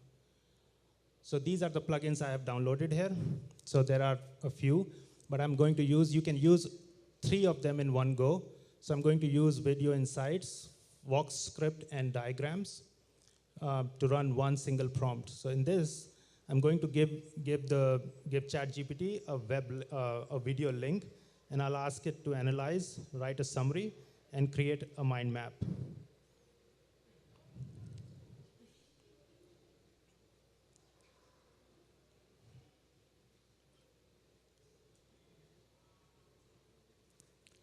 So in this, this is a video by Dr. Peter Diamandis about the exponential organizations. And I'm asking this to extract the video from YouTube, create a transcript, and then summarize it and create a mind map. So it already knows which plugin it has to use for it. I only selected 3 of them, and it is using Video Insights for this because that's the one. Vox Script will be used to transcribe the video and also write the summary. And the diagram plugin would be used to create the diagram for it. You might have to give it a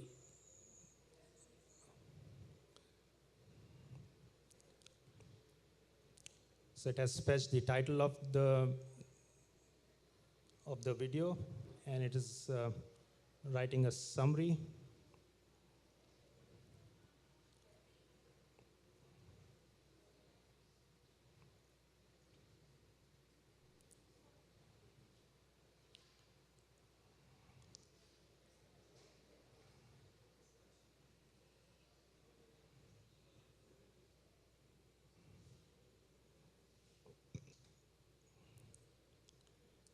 So it has created a mind map as well, which we can see if I click on.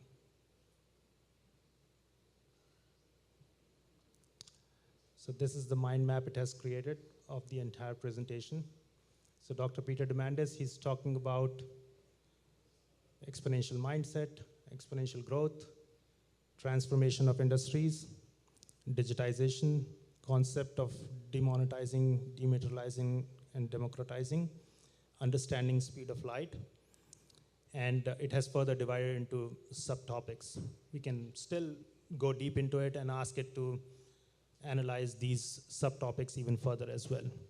So basically, I mean, this is, all of these things kind of help you try out your ideas like faster, do a rapid prototyping of all the ideas. I mean, you can ask questions such as, I want to start an XYZ business, write a business plan. Or how would I reach from 10,000 to 100,000 revenue in a year? Give me a plan, give me a marketing strategy, give me a sales plan. And then you can play around with it. Of course, it's just an assistant. I mean, that's the basic problem, that people are divided into 2 groups, basically. One is they are overly relying on AI, or they just dismiss it altogether. But think of it as, think of ChatGPT or any other generative AI model as a tool which can really help you do things faster and more efficiently. I mean, similar to as a screwdriver or the computers we use, the internet we use, these are just the tools. And we can use them basically to be more productive and do more with less resources. And that's why I think it is really, really important, and everyone has to not has to, but should basically learn how to use it like we now use computers. And the power of this is so big that you can use it on your fingertips anytime, anywhere you are, and it'll become like the smartphones. We can't live without our smartphones. Similarly, it will be hard to imagine world without ChatGPT going forward. I mean, it may not be the exact same ChatGPT, but a version of it, maybe much more improved version of it. We don't know that yet. It's an evolving field. Every day, there are hundreds of applications, hundreds of plugins are being launched. So great potential here, but my hope is that it inspires you a little bit to try it out. Yep. So I have a question about when you're feeding it data. What happens to the data after you give it to the program? Is it going to then use that later, store it, or is it secure? Uh, Are there any concerns in that area? do you mean used by you or used by the company you are giving it to? Like the company or even the AI, like spitting it back out to somebody else? What's the security of that data if Um, you upload a CSV file? So generally, I mean, all of these companies, whether it is OpenAI or Anthropic or Google, they all have their own privacy policies. Obviously long, we don't read them, but now you can actually train ChatGPT on your data, just on your data, and you can keep it offline as well. Right? So basically, you can install ChatGPT on your computer, feed it with your data, and you can even use it without an internet connection. So it's not going anywhere. The program sits in there. Every time you upload new data, you just run the program again. It learns it. Of course, it will need a little bit better hardware, but there are options available now. And all of these developments, which I just spoke about, you can download it on your computer, on your terminal. They have happened in last 1.5 months or so. So they are pretty new, but they are now becoming available. So for organizations, for university like this, I mean, you can have your own ChatGPT, which just functions for you, no one else. And you can determine which data it gets, how much you want to give it, and who uses it. Yep. Any other question?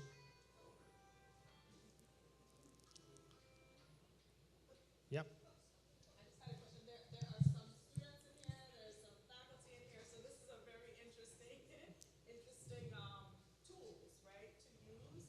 And I'm just wondering, I know the students probably see how they can use it, of course, right, as an aid. But I was just kind of wondering in my brain how faculty can use it, because it's here. It's here, and I was just like, look, if they brought this to class, and then we work on this, you know, maybe we wouldn't have to, like, not really fight it, but, you know, we wouldn't have to avoid students using it. For example, if you wanted them to come up with a mind map, to use that to now start some discussions and do some things in class, maybe it's a way to actually say, hey, okay, you know, come up with your mind map. I don't care how you come up with it, but we're going to use it in class to now talk about, you know, whatever the process you want to do or things like that. I'm just wondering how it can be actually used instead of saying don't use it. Just ideas. I don't know.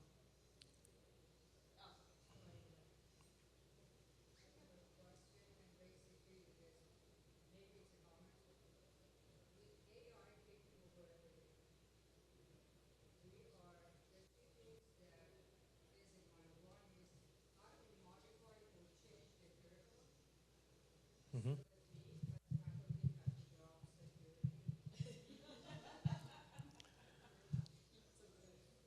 Yeah, I mean, there are many ways we can try doing it. Of course, you can mix and match from different places. You can make it more practical. One of the project I'm fascinated about is how can I use ChatGPT as a personal tutor for anything, basically. Right, so it's pretty much possible that the system learns what you knows. It starts from that level and takes you step by step. Let's say, imagine you're preparing for an exam. You enroll on one of the modules, and then it takes a test, small test, and then it analyzes your level, where you stand in terms of your like understanding of the concept of a particular subject, and it just builds on top of that. So it could act like a personal tutor to you. And then regarding your question about the curriculum, changing curriculum, I mean, of course there is potential in this. It's just, and this is the fascinating thing about it, that you can now have more time to be more creative in terms of what do I really want to teach my children, right? Yeah. I'd like to comment please on the disclaimer at the bottom of the ChatGPT page. Could you flip over and show that again?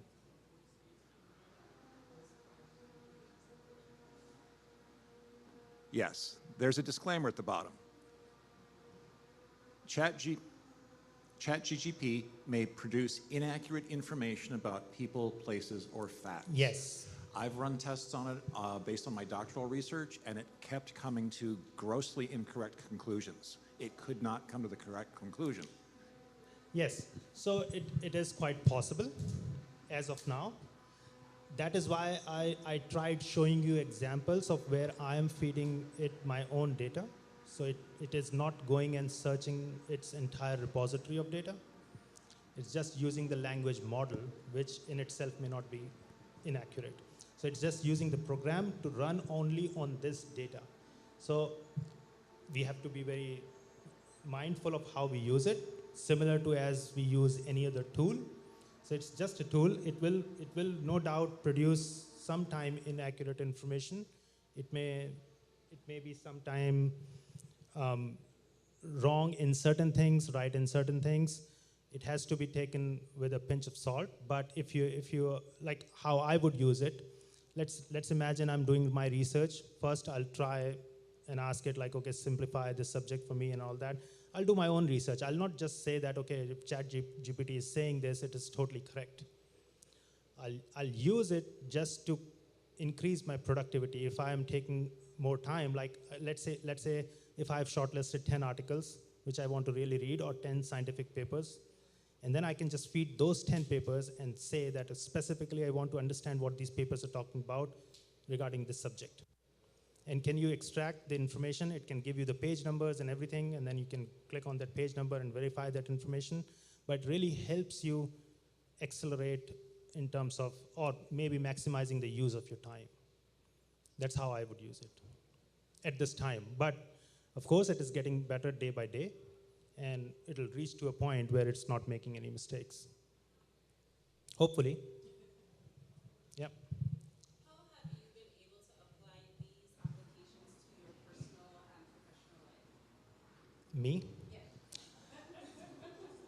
Yeah. So How does it work for you every day? I wrote an entire book using it, but I use it practically for many other things. For example, you can write easy tweets using ChatGPT quickly. It'll take like 5 minutes. You can also, ChatGPT also helps with research of certain topics, especially if I'm not very well aware of what the background is and all that. Basically, for me, it's a time saver. You can do more within that period of time. And I totally get the point about the inaccurate information, so I'm very mindful of it. I'll glance through the article. I know what this article is about, and then I'll ask it to summarize or give me more context and all those things, and it does a pretty good job there.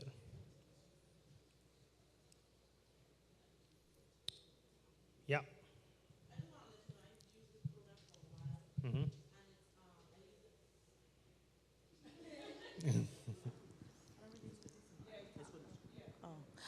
Hello, good day. I was just saying that I use this program for a while. I use it for emails. I'm making sure that my punctuations are well. Sometimes I'll be sending an email to the big dogs, and I want to make sure I sound educated. So I'll kind of do like, if I'm saying something like that doesn't fit my schedule, I have this one, X, Y, and Z to do, I'll put it in that, and it'll show me a professional way to do it. So it does help with like punctuation. I feel like as far as factual, I've never tried it on homeworks. yet. But as far as like day to day, I've tried it and it works very well for me. Just want to say that. Yeah, I mean, it totally helps in many, many other things as well. And as I'm saying, I mean, ChatGPT is as good as the input. If the prompt is not right, it will not produce the right results, as with any other program or any other technology you use, basically. Right? Even if you are clicking a picture, if you're not good photographer, you'll not click a right picture, right? So it doesn't matter how good the camera is. Yep.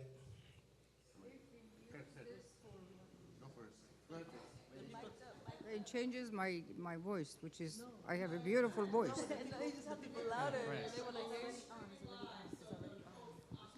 Oh, okay. If you use this program for research, and that research is going to be published, you were talking about the accuracy of this, so I'm probably basically using it at my own risk. I don't want to publish it because that's my reputation and the reputation of the institution I'm affiliated with. So what is your recommendation on using it for research? See, I mean, if you are publishing it, it's total 100% your responsibility. I mean, basically, right? So you'll have to make sure that the data is correct. I'll use it on things where it is producing more contextual information. You're not generating data out of it, right? If, let's say, imagine if you ask it like, okay, what happened in this year in this country about this subject, it may produce the wrong information.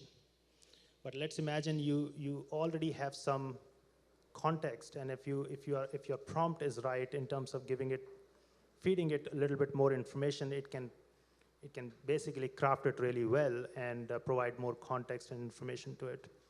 Then it becomes even more like usable. But I mean, you'll have to proofread it, of course. I mean, make sure that the data is accurate. Yep. Good afternoon. My name is Leon Hughes with Nerix. So I heard a comment earlier about job security and how ChatGPT and other like applications may replace what you do. As a software developer, when it first hit the market, obviously that was my big concern, that folks are going to be able to start building applications using ChatGPT to, solidify the languages that are being written in. Over time, what I found out is it allows me to help, or if you know how to prompt it, like you're saying, it still requires you to know how to talk to ChatGPT. It still is an if-then-this situation. So the more you feed it, the better, and that comes with expertise.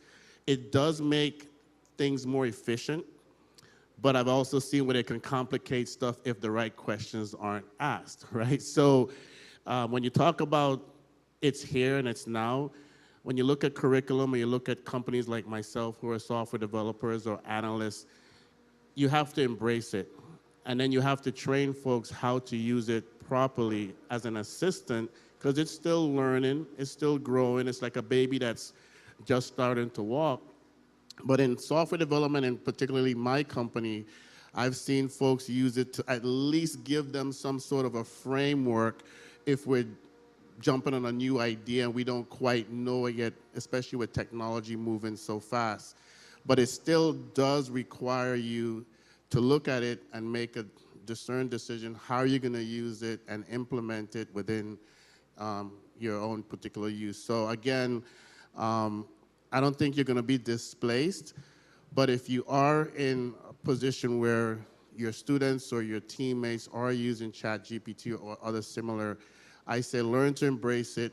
It may make things more efficient, and then once the students or your teammates bring it to a certain point, then you can evaluate it from there. Maybe ask it again more questions after you've made some decisions on the first take. So for me, I see it being an assistant in software development right now. It doesn't solve all our problems because we do some pretty complicated stuff, but it does get you there a lot faster to making a decision. Totally, I agree. I mean, right now there's a joke running around, which is like generative AI will not replace you, but a person using generative AI will definitely replace you, right? So that's how it is. I mean, and of course, like, I mean, as I mentioned just now, this is just a tool. You have to become better at using that tool, right? So you cannot open a screw with your nail, and you need a screwdriver, but you cannot dig the earth with a screwdriver, right? You need to know when to use it, where to use it, how much to use it, and you'll be just fine. Increase your productivity, do more with less time. Cool. Any other question? Great.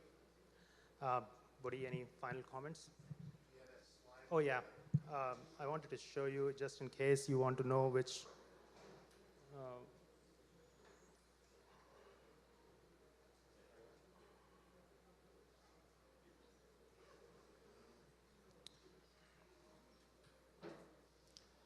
These are some of the web links and plugins which I use, just in case you want to note down or take a picture of it. And play around. I mean, we are here, happy to help in any way possible. So if you have any creative idea, want to discuss anything, will be, I mean, personally, I'm very happy to discuss all the new ideas. Yeah. Did it come up with any of those visuals? Oh, let's just check it out.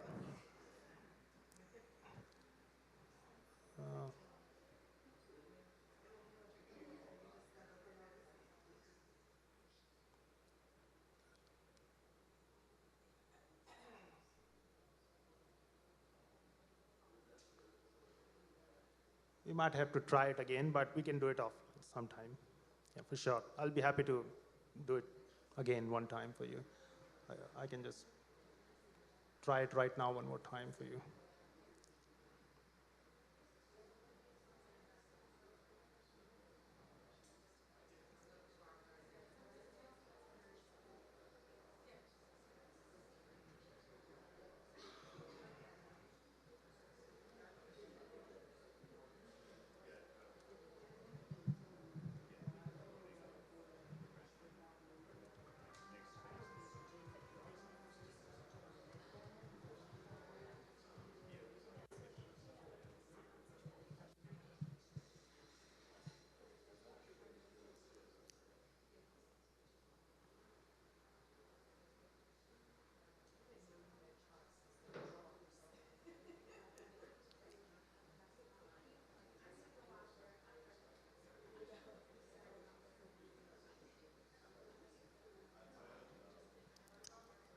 Looks like it will work.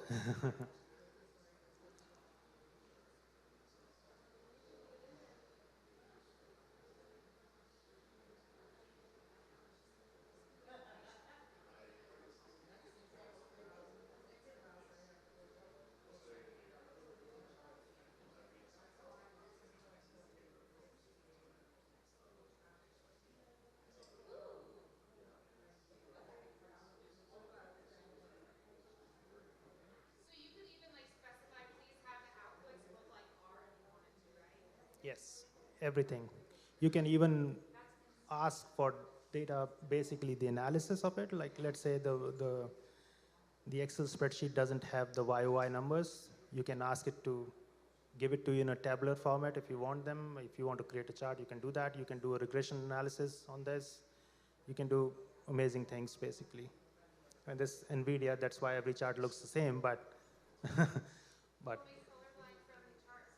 yeah, maybe one day. Yeah. So we were talking about this, professor, colleague and I, and she was, I think she was English or writing or something, and she said she told the students, go ahead and write whatever topic they chose, use whatever you want, ChatGPT, your friend next door, whoever. Bring the writing, and then, so in, I don't know, whatever the topic is, and then in class, she then said, okay, use this information to now write the, converse or the, challenge, or so she was using it. Oh, sorry. So she was using the fact that they could use ChatGPT. For example, bring them. Now we're gonna do the analysis in class. Exactly. Right. And so It is, because she was like, with English, I mean, they could just get on, ask it to write the paper. So she was like, how am I going to use this? And she was like, okay, go ahead, write the paper, but bring it to class. And then we're going to start discussing and writing in class. So I just thought we have to be creative. I don't know, but. Exactly. Yeah. I mean, this gives enough time to be more creative and imaginative, right? And that's probably the only thing ChatGPT might not be able to do, right? So, thank you very much.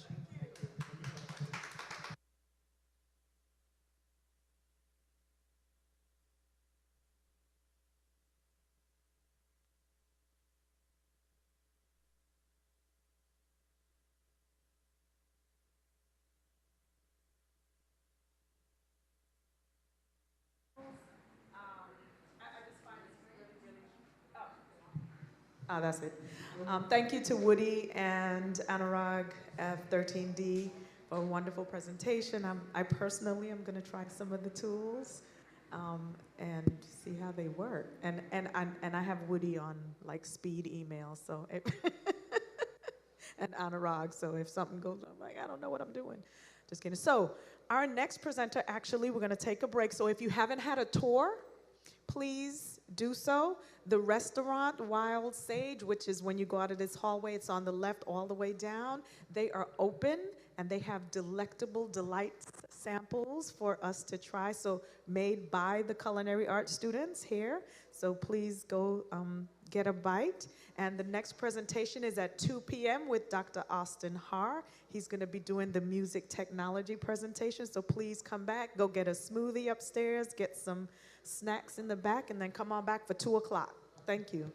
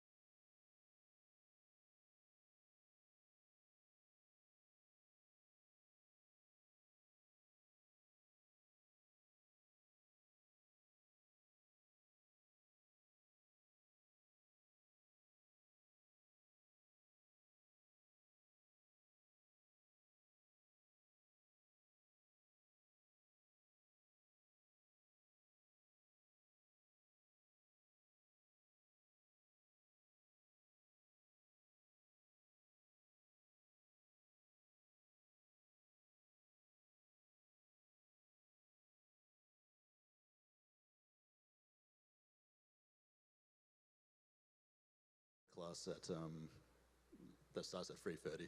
So I have a class. Yeah. So, all right. Oh, thank you, everyone that's here. My name is Dr. Ha, and I'm new assistant professor of music here at UVI. I did my doctorate in composition and music technology, master's in music technology innovation, and yeah, I also have an interdisciplinary background. I studied philosophy as well, and have a degree in that. And originally from Australia, I've worked as an audiovisual technician in San Francisco and an audio engineer in Hollywood. So I'll be sharing some insights related to the industry and also the academic practice of music technology as it's done today. So since we're here at the Innovation Center, I've titled my presentation Music Technology Innovation, and producing music and programming live audio tools. So I'll be focusing on these two particular areas of music technology, music production, and also the back end, which is coding and programming and designing your own audio processing tools. So at this point, I'd just like to open up to the people who are here. Can anyone tell me, like, what are some ways that music technology is involved in your day-to-day life? Yes? Driving to work. Driving to work and listen to music. Good. So like on the car speakers or your Bluetooth headphones, great. Anyone else?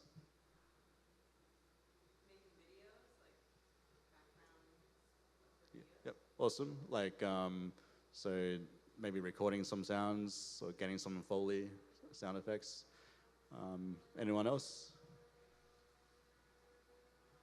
I guess, what I'm doing right now here, speaking into the microphone with the speakers. If you watch TV shows or movies, stream Netflix, on YouTube, none of that would happen without music technology either, And you talked about cars as well, like also, just the design of, the audio system in the car itself. That's an area as well in music technology.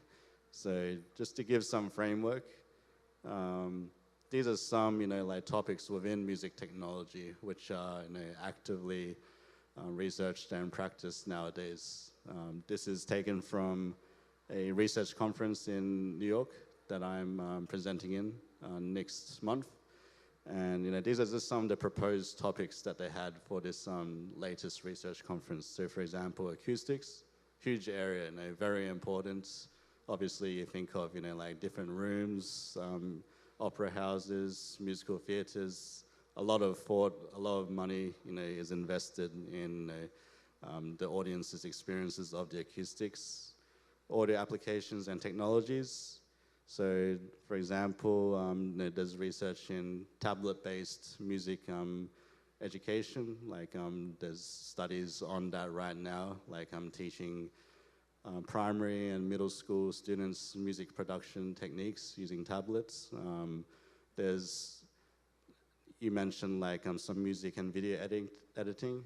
There's software, which you can download, but nowadays there's even software which is free, like just online, So, these are new areas in audio technologies in education. Audio content management, yeah, this is extremely important. All those streaming services, Netflix, Peacock, all the rendering, of all those audio files. This is like terabytes of data that we're talking about. Spotify as well, like extremely important. Audio processing, so this is, like adding things like reverb, EQ, delay, effects like that. Not just, adding them kind of like, you add a filter to a photograph. Nowadays you can also design, like customize effects to your own taste. So that's one area I'll be touching on in this talk. Audio equipment, so for example, designing microphones, speakers, cables, and all of these things, which we sometimes take for granted. There's a lot involved in this.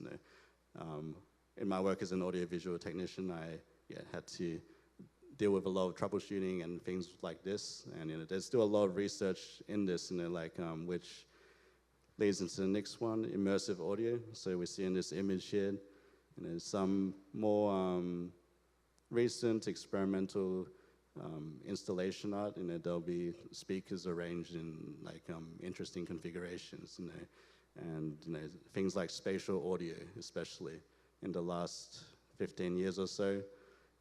Most of us are used to hearing music in stereo format, just on our earphones, headphones. But in the last 15 years, technology has evolved so that you can control the spatial position of sounds. So the sensation of a sound moving not just left to right, which you can perceive on stereo, but closer, farther away, up and down. These are all really emerging areas, and a lot of technology is being developed for that. Perception, yep, yeah. So things like listening tests, hearing loss, the hearing aid industry, that's a huge industry. And lastly, recording production and reproduction. So you can see how music production is one part of this whole discipline of music technology as it's practiced today. It's more than just making beats with a software. There's all of these other concerns today. To give you some idea, so this is just the front page matter of the submission I made for the conference at New York. It's a big conference for music technology innovation.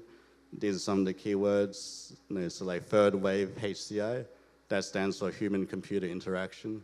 So real-time performers interacting with technology. That's the emerging area. And these different topics all covered in this current research project of mine, which is in integrating live audio tools in traditional music, specifically in traditional Japanese music. So a lot of this ties into what nowadays we call new media arts. And new media arts is the artistic expression that amplifies and integrates traditional art forms by incorporating the technological advances of the contemporary world with emerging skill sets. So it's very interdisciplinary nowadays. Music technologists often work with music performers, dancers, also filmmakers, interaction designers. More and more, it's important that you have both artistic abilities and the aptitude for working with technology. And this image here is from a festival in Berlin, Germany, which I've worked with. And generally speaking, in music technology, I'd say San Francisco, Berlin, Germany, and Paris, France. Those are three of the cutting edge areas in the world which are investigating new media arts in music technology. So with that framework, here's just an excerpt of a piece which I've been working on with some friends, and this was produced in Sydney just before I came back to the US.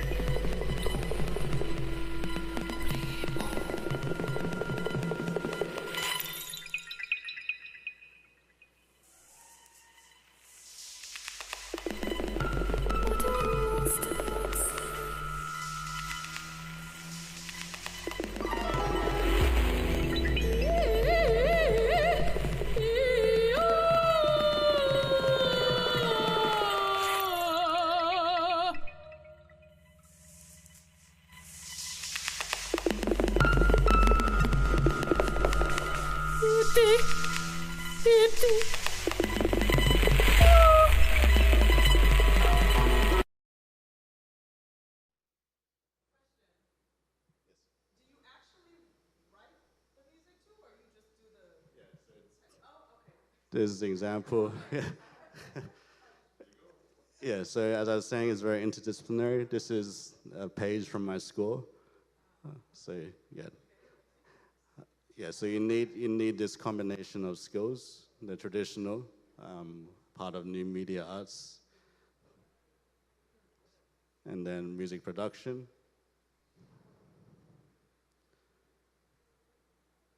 And also music programming, decoding.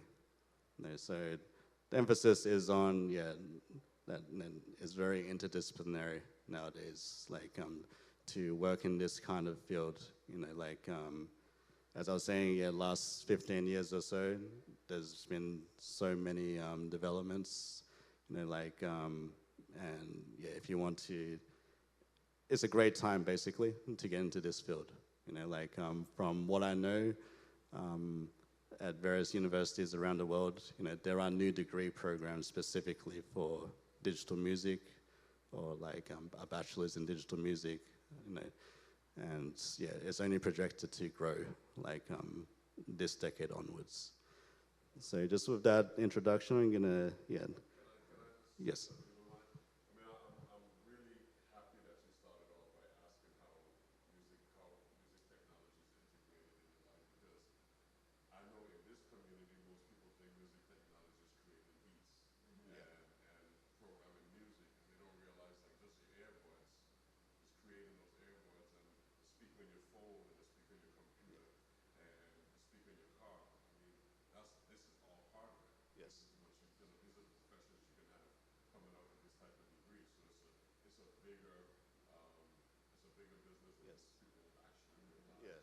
Exactly, and just taking it back, my traditional education was as a violinist. I did all the grades, and my degree, my doctorate was in composition and music technology, and I worked as an audiovisual technician after that. That's a career route that you might not imagine, initially, but there's a lot of ways in which we need music technology in our everyday lives that we can take for granted. Even just when I was taking the Safari here,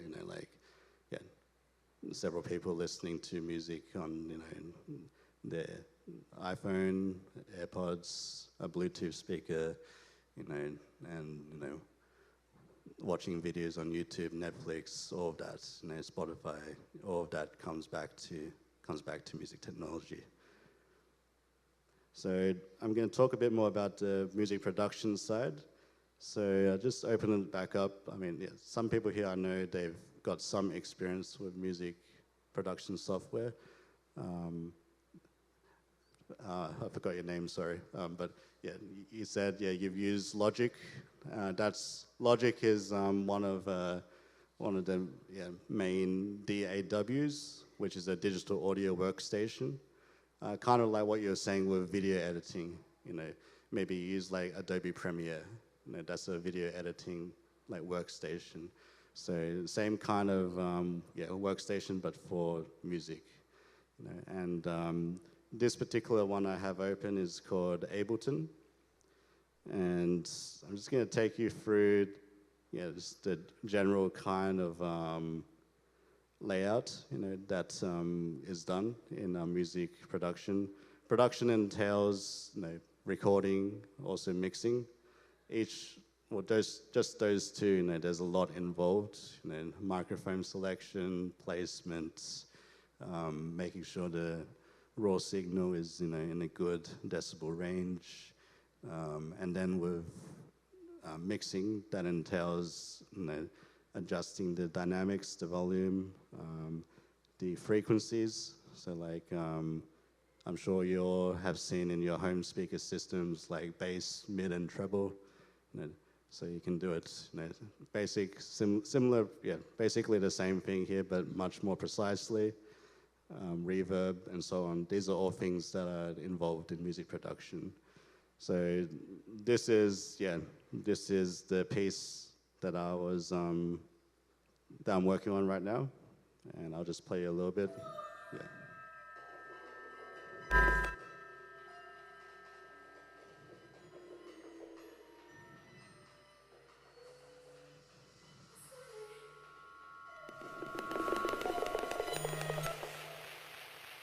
So yeah, it's not really a pop like track, but like it adopts a pretty contemporary music production approach. So like up here I have the soprano, so like the lead vocalist, and one technique I've used here, just to give her voice more presence, is I doubled her voice. So there's the presence track here, and then the full-bodied one here. And there's all these various takes that we did, And so in this presence track here, I've applied a high-pass filter, so only the high frequencies come through. That's a very common technique used in like popular music production in the choruses. Like if they want the voice to come out, they'll boost those higher frequencies, in the mix. And you see how that shape is different to this shape here. This is the full-bodied voice. So I'll just play you so you can hear that.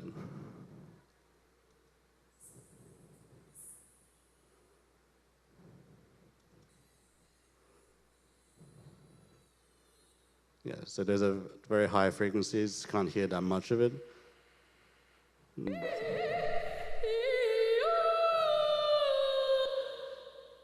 And then you combine it together.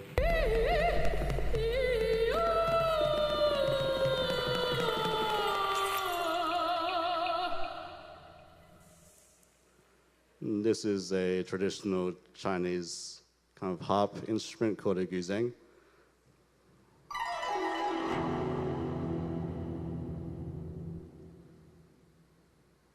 And you can see just nowadays, like there's a lot of different recording environments that people work in. There's a big like DIY kind of movement. You see people like Billie Eilish, whose bedroom produced debut, won Grammys. So nowadays you have the technology to do things like that. In this case, I finished a doctorate during COVID. So the last 2 years, unfortunately, couldn't have a live performance, and it was illegal to have like more than 3 people in a room. So what we did, my friend and I, we just redid like a storage unit, at a storage facility into a recording studio, and we had to record each person one at a time. So you just have to make do with the situation that you're in. And this is how we pieced this together, kind of like a jigsaw puzzle. From the score, I get all of these stems, all of these recordings, and I pieced it together. Did you have a question? Yeah, my question was, is this something like what the guys that walk around with the iPad when bands are playing or music? I mean, this one is from recording. I mean, when they're live playing, you know what I'm talking about, right? It's like it's an iPad, it's a mixing board. Yeah. They actually do the sound analysis of the sound. Okay. Yes. Yeah. This is the recorded and then the mixing. Yeah, so this is studio-based production, and the tablet or the desk, that's in like a live concert or show. Similar principles, like you're adjusting the levels, the volumes. Here you can adjust, a lot more things, a lot more detail. One other thing I'll show you here is digital sound design. So here, like you can be as creative as you want, basically. So there's this complex, evolving sound that I designed.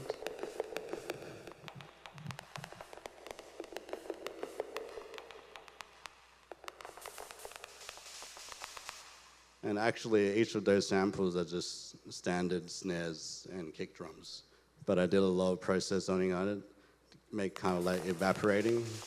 So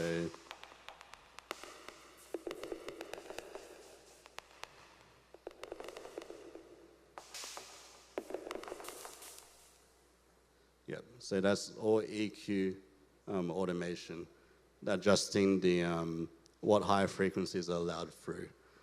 So yeah, it's pretty fun. Like this is one aspect of music production that I quite enjoy, like yeah, designing sounds, yeah, and translating that into like kind of instances in real life that you might have heard, like in a horror movie, for example, like there's a sound designer, and they have to imagine certain kinds of sounds, and sometimes they will design it, like that. Sometimes they might, fuse several sounds together, to create those unusual, like combinations which haven't happened before. So yeah, imagination is a big part of it as well. Now I'm gonna show a bit more of the programming side. Yes. You said imagination, how certain movies have to imagine something, right? I found out like a couple of years ago that they didn't know how dinosaurs sound like. So like they have to actually imagine like the frequency of it. I think there's a type of bird that actually makes a similar sound to what we hear to dinosaurs today. So they changed the frequency of the sound itself on the board in order for us to hear what we see or what we hear in movies today. So. Yeah, yeah. I remember hearing that example as well. Like, and yeah, there's maybe some collaboration with scientists as well to trace the lineage of that bird to that dinosaur. There might be something along those lines, but yeah, it's basically, as I was saying, it's important to have an interdisciplinary mindset when you're working with music technology. There's all these other fields that you most likely will be working with, people from other disciplines. Yeah. Right. So now I'm going to talk a bit more about the programming side. And this is, just research in progress, which, I'm finishing the paper for the New York conference this month and going to give a lecture on it at the end of October. And what I'm interested in here is this 1961 like electronic adaptation of a classic traditional Japanese play. And I'll play you an excerpt of it.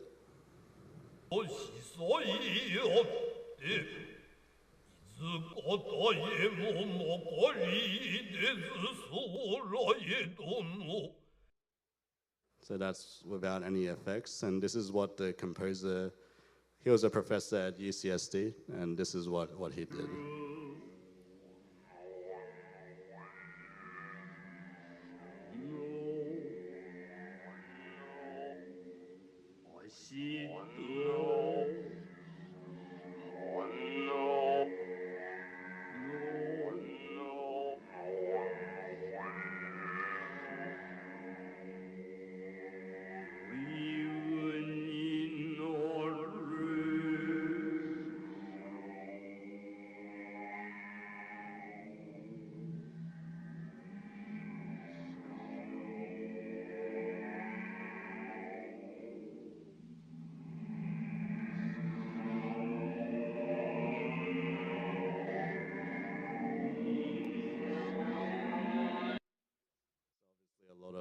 Audio processing happening there. And this was 1961, and this is part of a compilation album released in 2004. But it was done in 1961. And what I'm interested in is his curation of specific audio processing effects. So, why did he choose these particular effects? How does it resonate with the traditional Japanese aesthetic principles and art form? And one thing that he did was that you could hear there is pitch shifting, right? So I'm going to show you now this very important feature of Ableton as opposed to other digital audio workstations. So with Ableton, if you don't like, the way that's, say that's, you wish this delay could, be just a little bit different, or you wish you could create your own delay, or pitch shifter, you can go into the back end and program it yourself. If you can think it, you can pretty much program it. So this is a pitch shifter, which I'm in the processes of doing. So I'll play an example.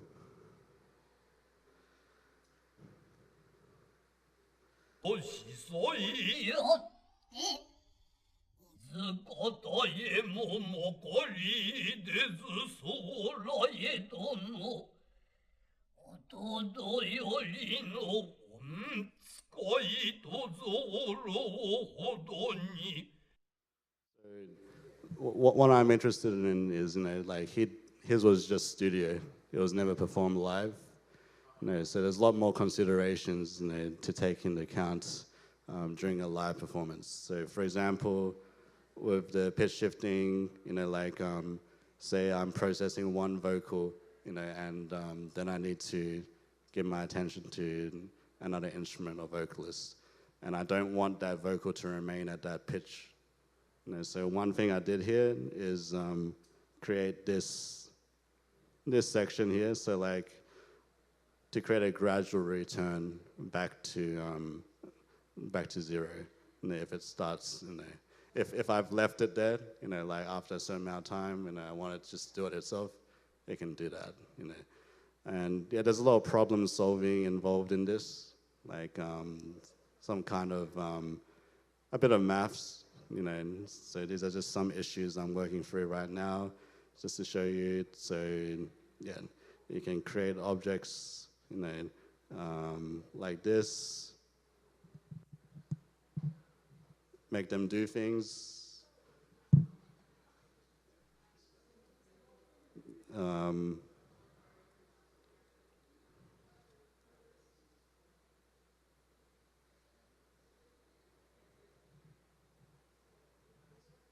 Make it keep doing it itself.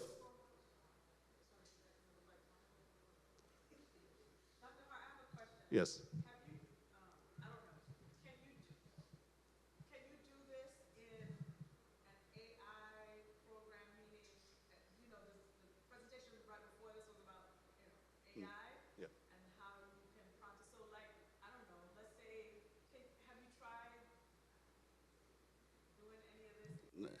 Yeah. Oh yeah. So yeah, I've tested with ChatGPT a bit. Like, for example, I asked it to compose a concerto about summer, and no, it said it can't write music, but it gave a very, very detailed like movement by movement breakdown. So for example, in movement 1, you can represent the shining sun with some violin tremolos that evolve into such and such. So that's the kind of response that it gave. I think you can generate lyrics, so it's AI assisted. Yeah, there's also there's issues with that as well. I read some poetry, and I ask it to write this poem in the style of this poet, and it's not like him at all, And another issue is that the library which ChatGPT has, as far as I know, is only valid up to 2021. But maybe somewhere out of the public view, there are AI models with access to other databases. Yeah.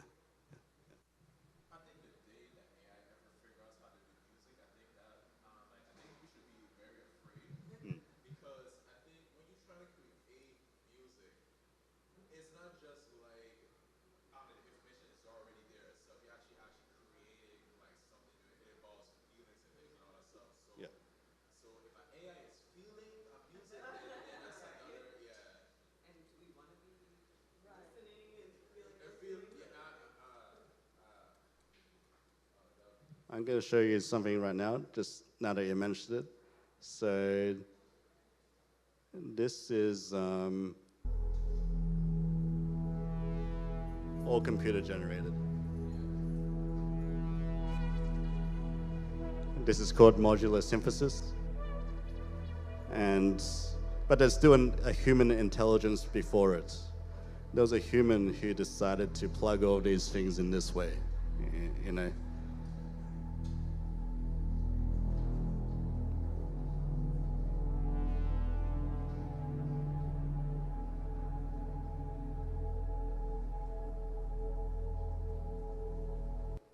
Yeah, so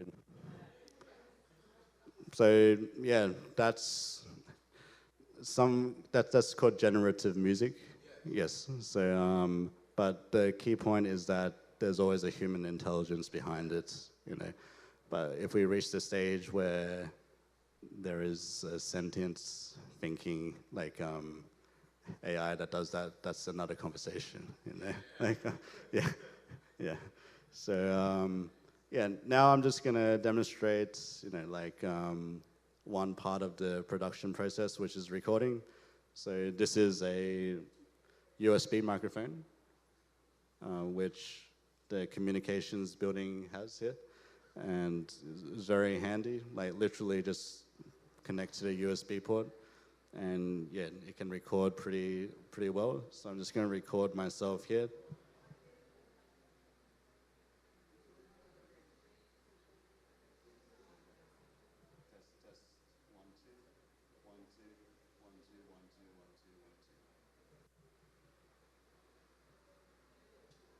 Test, test, 1, 2, 1, 2, 1, 2, 1, 2, 1, 2, 1. Yeah, yeah. And yeah, these are some of the audio effects, audio processing tools which I'm designing, so you can easily add, you know, things. Test, test, 1, 2, 1, 2, 1, 2, 1, 2, 1, 2, 1, 2, 1, 2. The pitch shifter. Test, test. 1, 2, 1, 2, 1, 2, 1, 2, 1, 2, 1, 2. Yeah. So yeah, it's a pretty fun process, you know. Like, but yeah, just to bring it back home, music technology nowadays is very interdisciplinary, and yeah, it's combination of technical skills and also, I guess, some education in traditional music forms, you know, whether that be Western or other contexts, you know. And with this kind of education, yeah, you can work in a huge range of fields which are necessary, you know, nowadays, and will remain, you know, like, you know, everything that we a lot of the things we engage with in our day-to-day lives, listening to music on our iPhones, you know, watching movies. You know, there's people behind all of that, you know, who mix and edits and record, you know, those things. So, thank you, and yeah, have a great day. If there's any questions, yeah. Yes.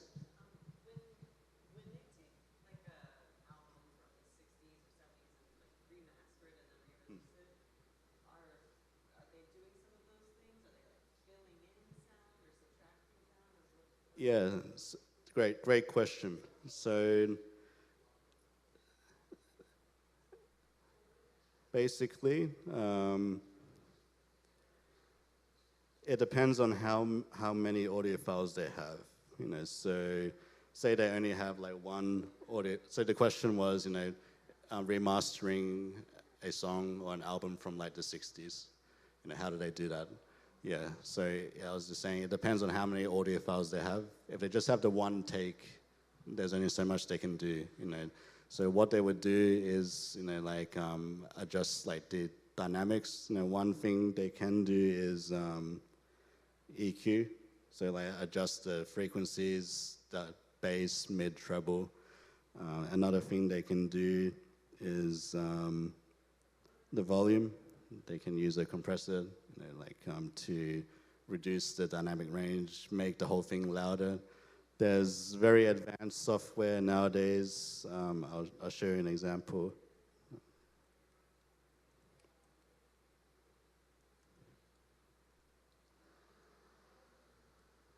Yeah. So there's more and more advanced software nowadays. Like iZotope is a great company that there's tools which can just like clean up audio. So like say there's the lawnmower or something in the background. It can go in and pick out just that sound and delete it, just like Photoshop for audio recordings. Yes. So yeah, there's a lot of money in this kind of thing. But yeah, like generally speaking, that's what I do. Now they have technology like this, they can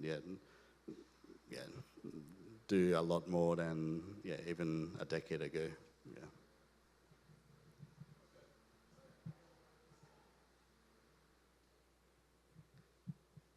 Yes. I find it to be interesting that you show the one where the band was, the Japanese band was doing those chants, Yeah. right? You said he did it in 1961. Yes. It's crazy. Yeah. So he was able to talk normal, and then edited it from 1961 to make it sound like he was singing or doing like things like that. I'll play a bit more of what he did. So I'll play from the start. Yeah.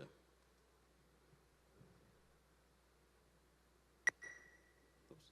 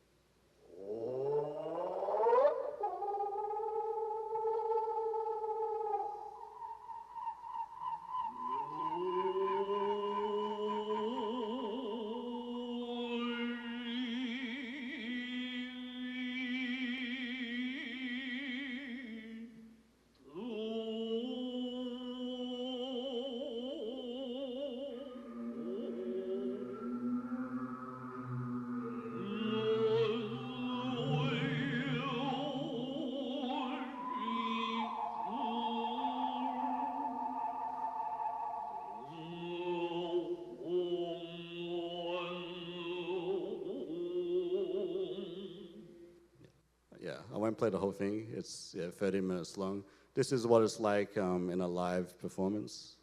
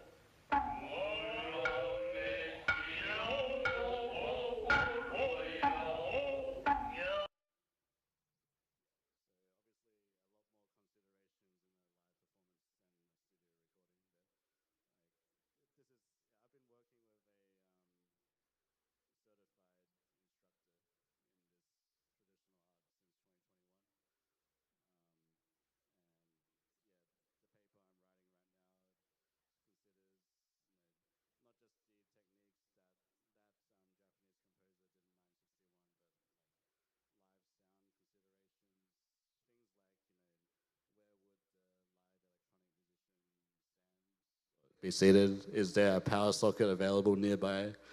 You know, like, do these traditional venues allow you to bring like multiple speakers in there? You know, yeah, even logistical things like that are very important. You know, and like using wireless audio, new technologies which weren't available in 1961, like new possibilities. You know, like the spatial audio thing I was talking about. You know, and also the performers themselves. You know, like. Mapping their gestures to control certain effects. And these are all considerations, all possibilities, but yeah, have to do it in a way that's very respectful and faithful to their tradition. Otherwise, it's just a work that's inspired by it. You know? Yeah, so there is a growing number of people interested in this art form. It's a UNESCO protected masterpiece of humanity. And it's 650 years old.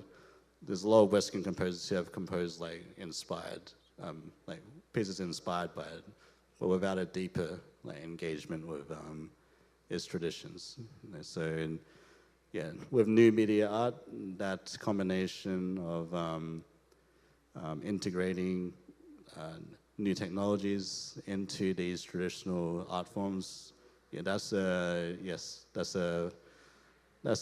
like fine line they have to walk, you know. Yes.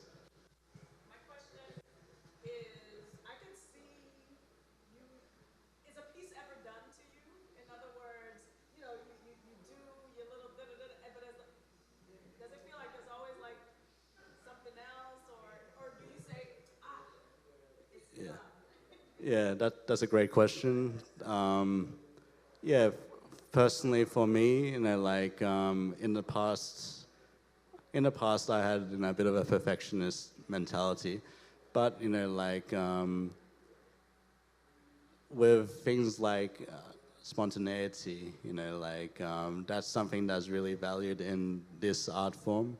You know, like for example, they don't really rehearse that much before a performance. They might have a talk through it, but the performance is the first time that they put on the costumes and actually do everything. And the reason is to facilitate spontaneity, and it's just necessary to be extremely aware of what's actually happening in the room with your fellow performers at that time.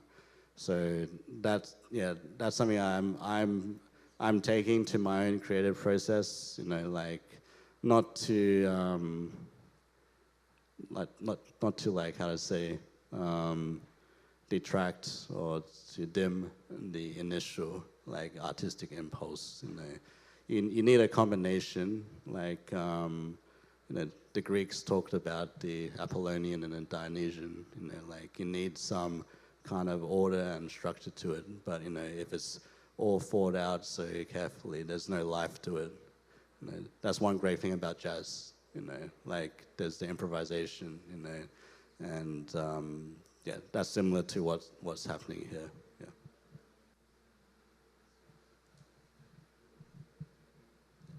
All right, if there's no other questions, yeah, thank you, and yeah.